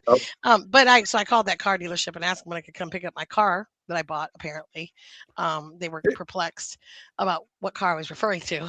right. But then they told me who bought the car, and so then I quickly put it all together. Well, anyway, long story short, I reached out to the guy who broke into my car, his brother-in-law, and they owned mattresses by appointment, it was during COVID time, mattress by appointment. They are all over Memphis area. And I was like, when you go to somebody's Facebook page and it pops up the "How can we help you" thing or whatever. And I was like, yeah, I need the address for so-and-so. And they immediately called me. And they were like, yeah, he's in Fayette County jail right now. It went on and on. But anyways, he says, and I was telling him the story, and he says, you had me. He says, I got to talk to you some more about this. And he goes, let me get a charge of my phone. I'll call you back. So he did. He says, you had me with the Lowe's credit card, or the Lowe's card. And I said, really? And he says, yeah. He says, the guy and the gal that did this together, they went across the state of Tennessee, and when they came back, they wanted this brother-in-law to buy $4,000 worth of Lowe's gift cards, and he was like, why? And he was like, well, we went over there, and the tornado that hit over there, it leveled out this Lowe's building, and so they were giving away the bent and dent stuff basically for free, and they could take it to another store and get store credit for it, which gave them the gift cards. So they had all these gift cards, and he's like, so as soon as you said the Lowe's thing, I was like, I knew you were for real. So Wow. they'll come up with any story, won't they? Whatever sounds good.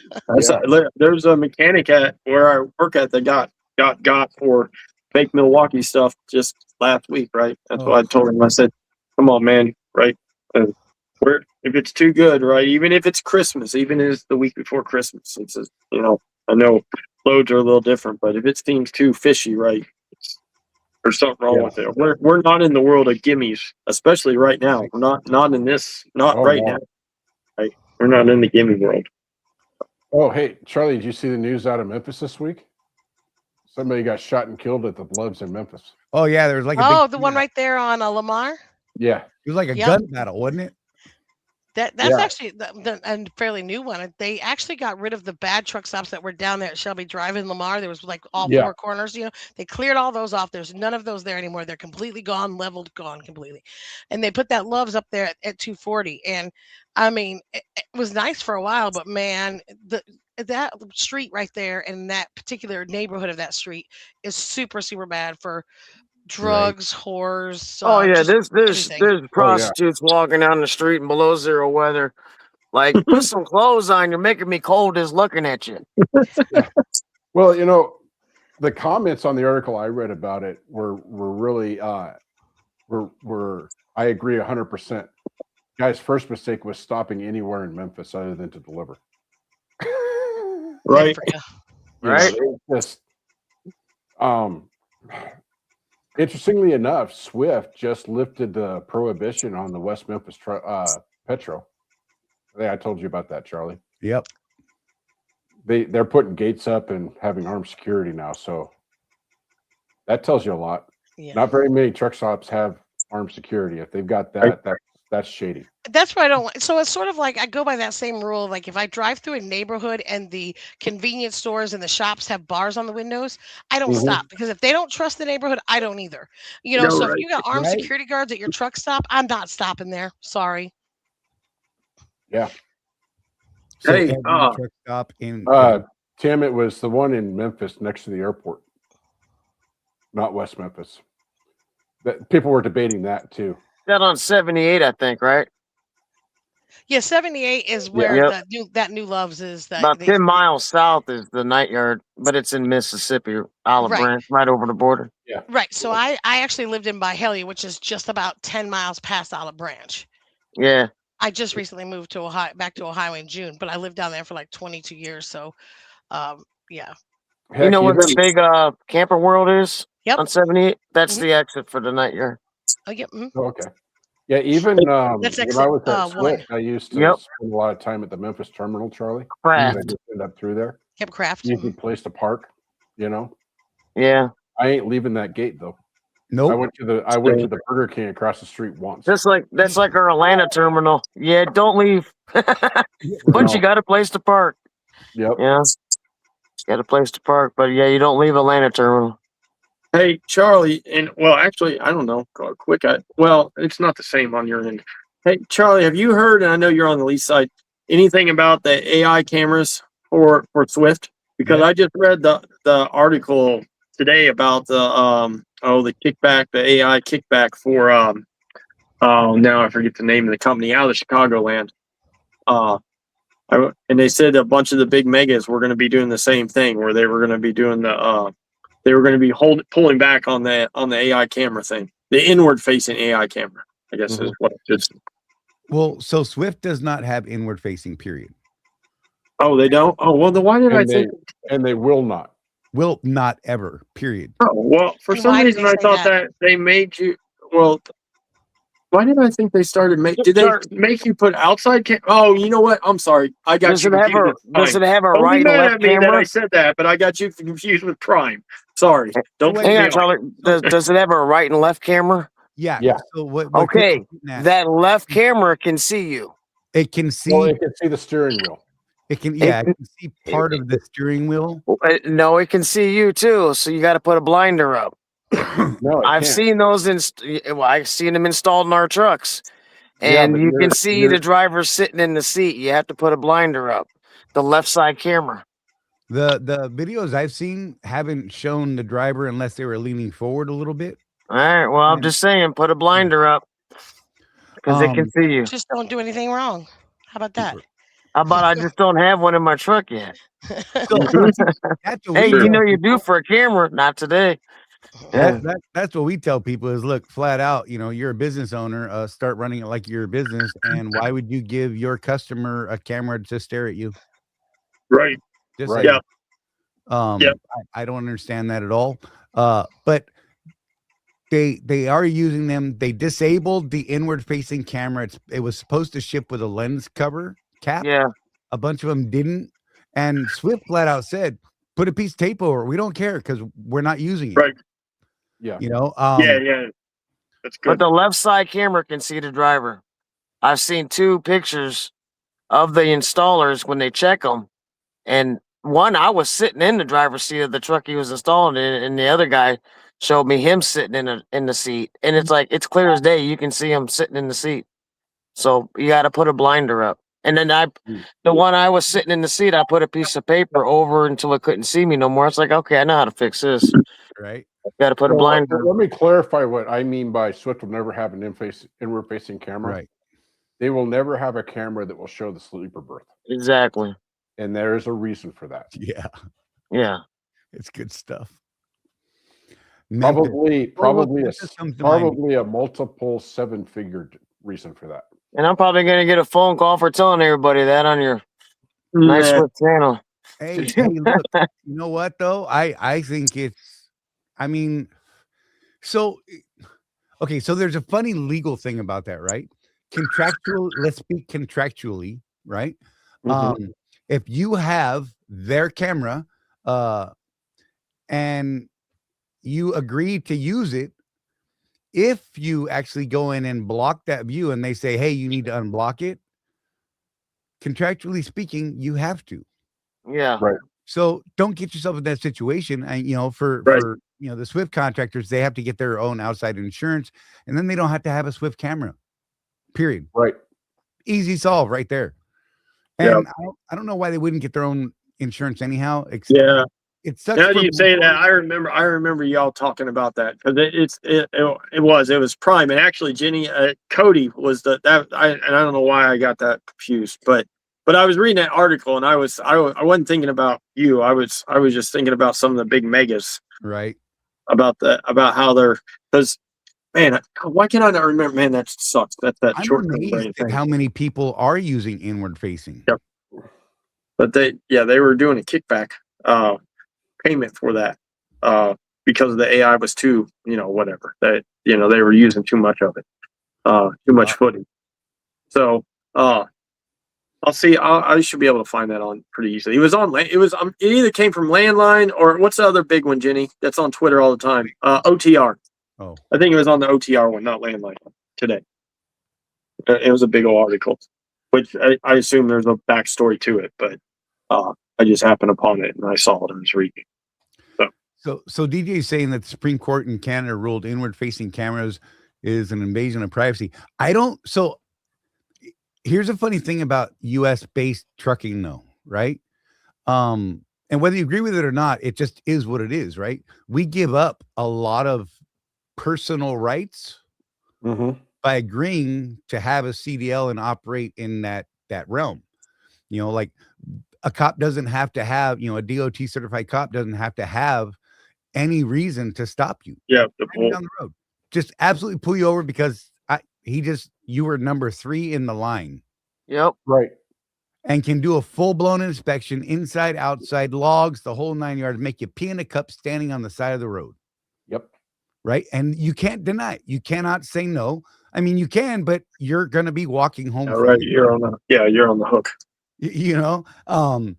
I remember one year I was coming into, I think it was Tennessee, and they were doing Operation Blow, Charlie. Yeah. They were breathalyzing every single truck that crossed that scale. Yeah, that's what she said. There it is. But yeah, I mean, so I don't know that would pass here, DJ, simply because of that part of it, and we're federally regulated. I would assume. Well, and there's a tradition in the United States also, Charlie, that if you don't like something, you can find another job. Right. Absolutely. And I will say that most of the trucking companies that I know that use inward facing cameras here have covers that can go over them so that when it's nighttime and you're in your house and not at work, they can't see you while you're changing your clothes or just lounging around watching TV or whatever you're doing. Because I do feel like that's an invasion of privacy because that's your house as well as your job. I mean, you guys drive them, but when you step back into that sleeper, that's your home, that's your domicile. And I mean, we have an expectation of privacy within our own homes, and I think that truck drivers should be afforded that same privacy. So as long as there's a way to cover that when you're not driving, when the truck's not in motion, I think that you should be allowed to have that cover on full all the time. See, I'm going to be naked more often than not if they give me an inward facing camera. Right? You're going to make them want to put the cover on. I am telling you, they are going to disable my camera for the shenanigans that I am going to do on camera. Well, that's why I say as long as there's a cover on it, I'm fine with that. Because when you're at work, most people, if you work a regular job, if you're in a warehouse, a factory, whatever, you have a supervisor that's overseeing you that can look in at you at any time to see that you're doing your work. Okay. So, I mean, I don't have a problem with them looking at drivers while they're working. I mean, if you pick your nose, you pick your nose. I don't really care, whatever. But as long as you got your seatbelt on and you're paying attention to the road and your hands free.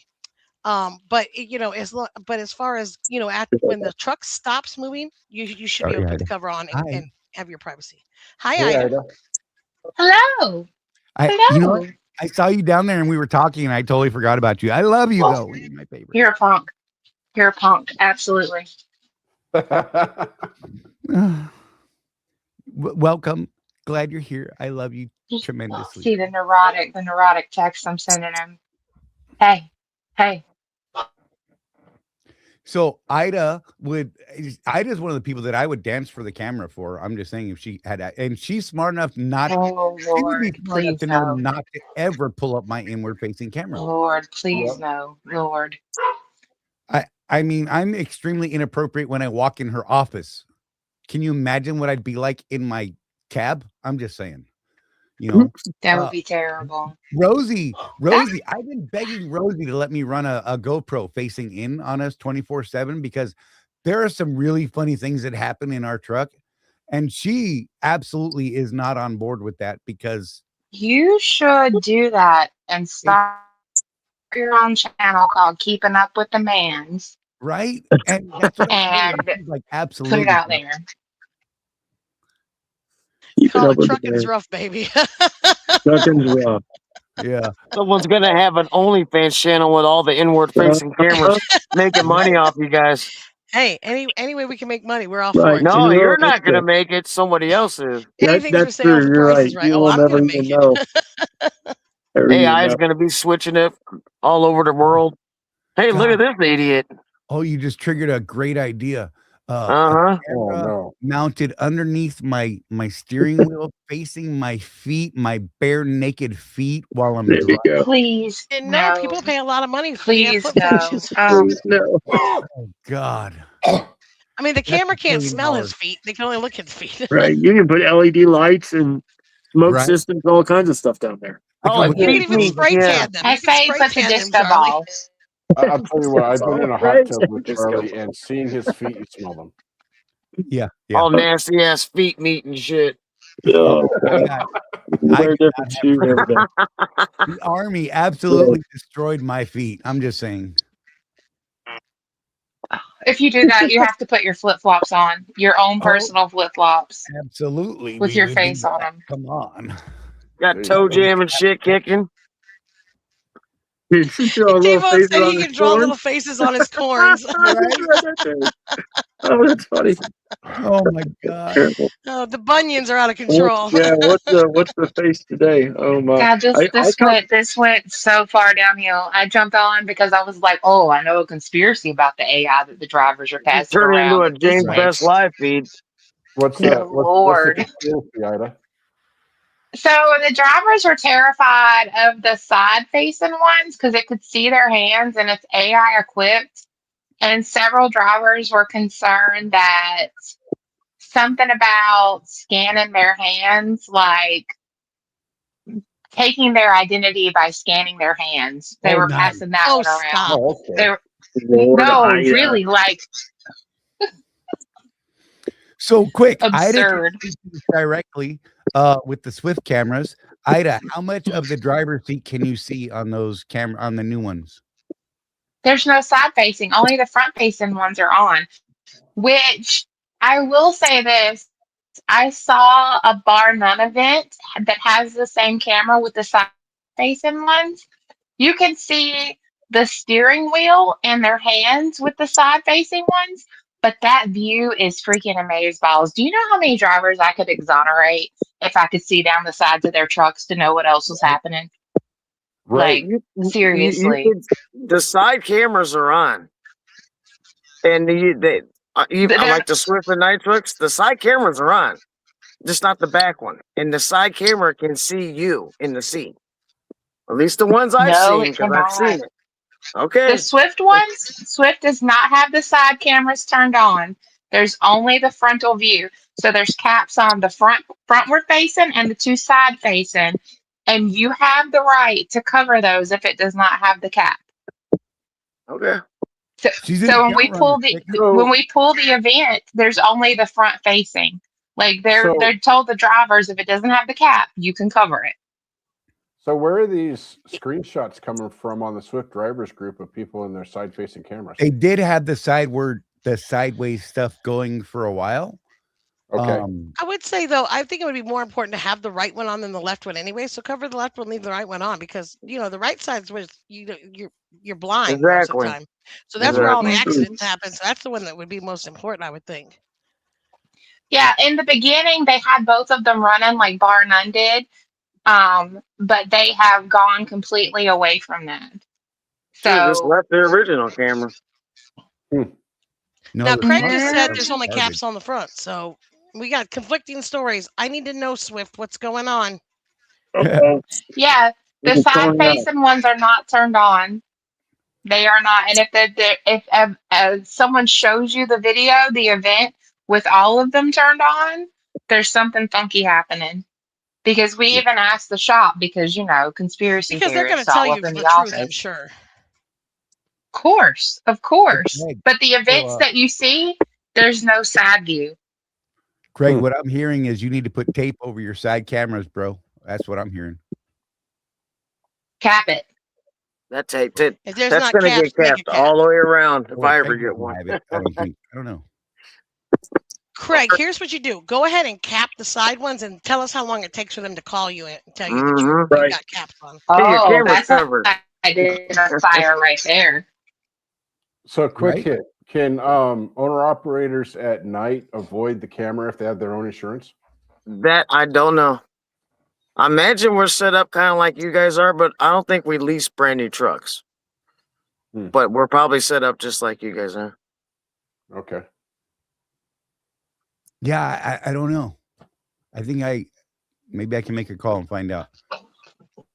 Because when I had my truck leased on, that was way before cameras and all this shit. Right. Yeah. Does Night have the side view cameras and not Swift? That's what it sounded like. Yeah, because Swift doesn't have those operable. Maybe they should have a rule that you don't have to have them operable unless you have an infraction, like unless you ran over something. Then you have to see if you're new, like a new driver, like fresh out of school, maybe They should be watching over things, but not someone with 2 million miles like me. It's been there for 15 Right. years. Yeah. I know Decker does the front facer versus your safety score. So if Yeah. your That's all safety I have score as a gets front. above so much, they turn it on. The inside one they turn on if your safety score gets to a certain level, and then once you get it down below a certain level, for a period of time, they turn it back off. Well, Hey. that's one of the things that people don't understand too, is even if you get your own insurance at Swift, if your safety score is not below a certain amount, they still won't let you remove the camera. You have to get that safety score down before they'll let you take it out. Hey, so, and I don't know if you can answer this or if you know, but so my company, right, is totally different, right? We're not OTR, right? Smaller, way different. But our insurance obviously dictates that we have to keep ours on, but it's not the same thing by any means, right? But anything that on the inward facing that is considered a harsh event goes through a program where before the insurance company sees it, they have a chance to view it and basically say, hey, no, he didn't have his phone in his hand. He was eating a sandwich, right? Or he had his vape in his hand. Does Swift or anybody do that? Do you know, like where they're able to see it and change it first for an inward? But you guys don't have it inward, so I guess that you can't if I answer. Yeah, we don't have the inward one, but we have the No, I know. opportunity to remove them if it's you don't even have that. if it's not. Yeah, I get events removed consistently, like Okay. from my Well, guys. so same kind of deal, just not inward. Okay. I didn't know if that was a standard or not, honestly, because I mean we talk about that all the time. I think it also depends, Narc, on who's monitoring the camera, because like Right. some companies, it goes straight to an insurance or their provider for the monitoring first. Yeah. And Lord help. So it works backwards before it hits corporate, right? It goes to insurance before, because like if I'm doing something dumb, which I mean, I don't want to say I'm normally doing something dumb, but I mean, I'm usually doing 3 things at once. In the service truck. So, and driving, which I should just do them and then drive, but I never do that. So I will get a text message. It's like, hey, we just had like 4 events that we have to wash for you. So stop, please. Right. Like, which again, it's a completely different, right? So I have phone in my hand, vape in my other hand, and whatever, drink opened up right in my lap. So, but it's a different world that I'm in. So, yeah. So I just sent a text message. I probably won't get a response tonight, but I sent a text over to the Night Swift VP of Safety, asking him about whether or not the night lease contractors can opt for their own insurance and not have a camera in their truck that's company based. So when I get the answer to that, I'll post it up somewhere. And again, I always like to point this out. Just because you don't have a company camera in your truck, I absolutely recommend you have a camera in your truck. Yeah. Right. I mean, the amount of drivers that I've read about that have been exonerated in accidents that would have been charged to the truck driver versus the 4-wheeler since cameras became standard. Right. It's amazing. Yep. You ain't lying, T-Bone. It's like when someone does something stupid in front of you, it's like, oh, should I hit the brake? Right. Because it's on tape, baby. Yeah. I mean, I know a lot of independents that have cameras on their whatever Garmin's or whatever. I mean, I'll hear some people say Garmin save last 2 minutes or whatever when they're on the phone with me and they see something crazy happen in front of them or whatever. And I think it's important in a big truck because so many people will pull right out in front of you and then stop and have to turn left, and then there's oncoming traffic and you're about to just plow over them. So I think it's important that you have the frontward facing cameras for sure, just to cover your own self. I cut you off in the left lane to hit an exit ramp on the brake. It's like, okay, you're an idiot. You need to be punted off the road. Watch this. I mean, I used to hate that when I was hauling asphalt and we'd be headed back to the plant, headed down the highway there. And they, from the side roads, they'd be sitting there watching you coming and you'd get almost to them and they'd pull right out in front of you. And then they'd go 100 yards and make a left turn. Oh, oncoming traffic, got to stop. I had a You just have Schneider to truck wait. do that to me. Passed me to and cut me off to hit the exit ramp, and everybody on the radio, everybody saw it and was on the radio talking shit. It's like, dude, I mean, Had a really, car- you could have just rode behind me and got off at the exit, or pay attention to what just people can't drive anymore, man.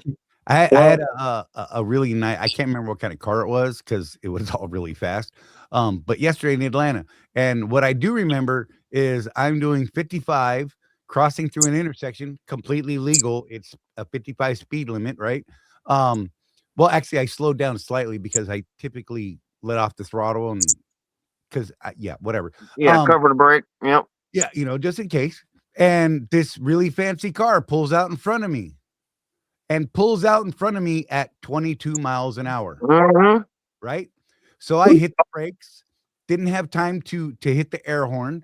And I'm so close, I'm reading the license plate frame, right? And it said, God is with me always. And as soon as I read that, what came out of my mouth was, and you're going to be with God very soon. You keep driving like that. Exactly. I wish I had a Yep. camera running because it would have been I've been hitting hilarious. so Well- hard, every airbag is gonna go off on your car, even the one in the trunk. Yeah. Right, yeah. Well, And it's just every day. I mean, it's every day, which is why we tell people you Every need day. a camera. yeah, I would say It's so even, much work.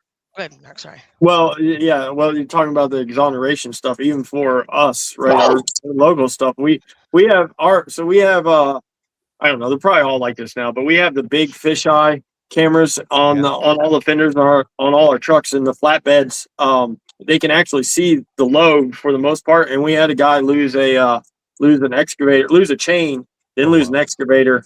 Luckily it was not major. He was just turning in town and it slid off. And no major damage to anything, but you could see the chain break, right? So it wasn't that, because the driver would have been pinned for that. Oh, you didn't chain it down correctly, right? Now, of course, it still could be, but without that, the driver would have had a week off. Who knows what the insurance company would have done, but protocols a week off, right? And you could see the chain break, right? So, the aftermath was not good. So it is what it is, but without that, he would have had a week off, like I said, plus whatever insurance would have done from there. Hi. It's Rosie. Hey, Rosie. Hi, It's Rusty. Rosie. Happy New Year.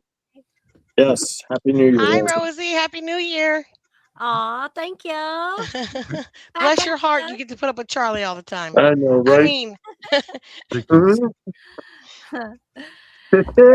I gotta go get Carrie. I love you. She'll return. Don't die. I love you. Mwah. She was peeking around the corner. I made her come on. I'm just saying. I Yeah. like her face. And you know what I like even better? Watching her walk away. Damn it, boy. put your eyes back in your head there, Charlie. Yeah, right. Exactly.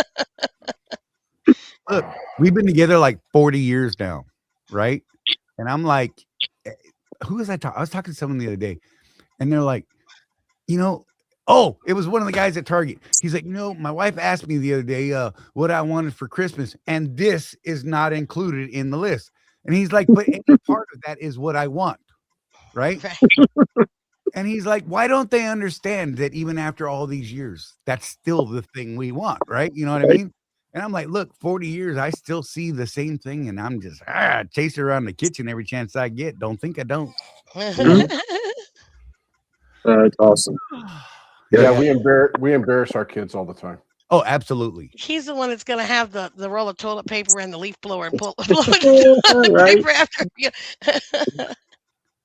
Yeah. So it was funny. We were standing in the kitchen the other day, and I can't remember what the hell I said, but whatever it was I said, Rosie was like, yo.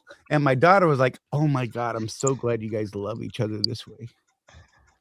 And she walked away with the reddest face I've seen in like the longest time. So my oldest son, who turns 30 next year, and his wife were over for Christmas.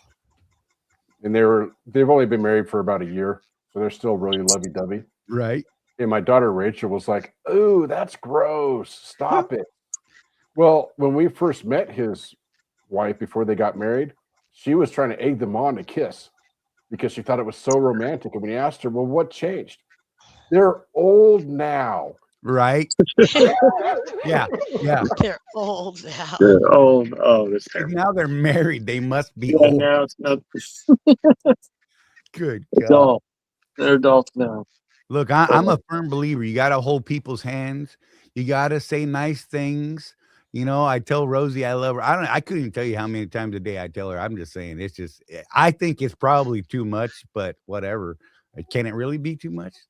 I don't know. I don't Whatever. think it can be too much. I mean, there's not enough love in the world right now. So any chance you get to tell somebody that you really love them, that you love them, and you should take that opportunity, because tomorrow's not promised to any of us. So Look, and on that note, that is a perfect spot. I'm gonna say, you know what?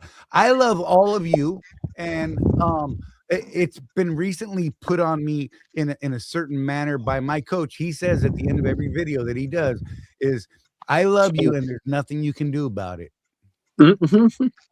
So That's we love you, terrifying. Charlie. I love you That's all, and there's absolutely nothing you can do about it. terrifying. And that's Yes. the Well, people on the stage, the people in the chat, the people on replay, any other time. I want to say Happy New Year. I love you all, and there's nothing you can do about it. Josh, thank you for the words. I'm gonna not use them all the time, but now is it appropriate? Yep. He just turned into Barney. You know that, right? Yeah. I love. I thought the same thing. So don't even, don't think. Yeah. And rang out, and Barney hit the floor. No more. Please no. Please no. I have to go to sleep soon. Please no. You already know how my brain You were doing works. so Stop good, it. and you kind of that just never right up. ends. It goes on and My on, bad. my friend. Oh, at least he didn't start singing Barbie Girl. You're right. Come on, Oh, Barbie. now you Let's go, Barbie. planted it. All right, so we're gonna wrap this thing, you guys. I appreciate all you popping in. Anything you guys want to say, promote, push, whatever. I mean, drop Freight it out recovery there. specialist for all your collections and reputation management needs. You can find her link down in the description. She's in our essential I can't think of the word. Dang it. Partners. She's in our description. Just saying. There we go. Anyway, Anyway, If I'm you- glad if to you see guys you. ever want a grudge race, if you Code guys name ever want a Endorsed. grudge race, bring your shit up to Chicagoland Oh, area, grab a lane, bring some money. Let's get down. Yes. Yes. And codename NARC for all your drama needs for 2026. We'll be pushing That's right. forward as usual, right? And trolls are us, right? Yeah, trolls are us, right? Anyways, no, guys, if I'm you glad say to it see like that, it 2025 sounds like is we're going to be in doing the books, something and bad.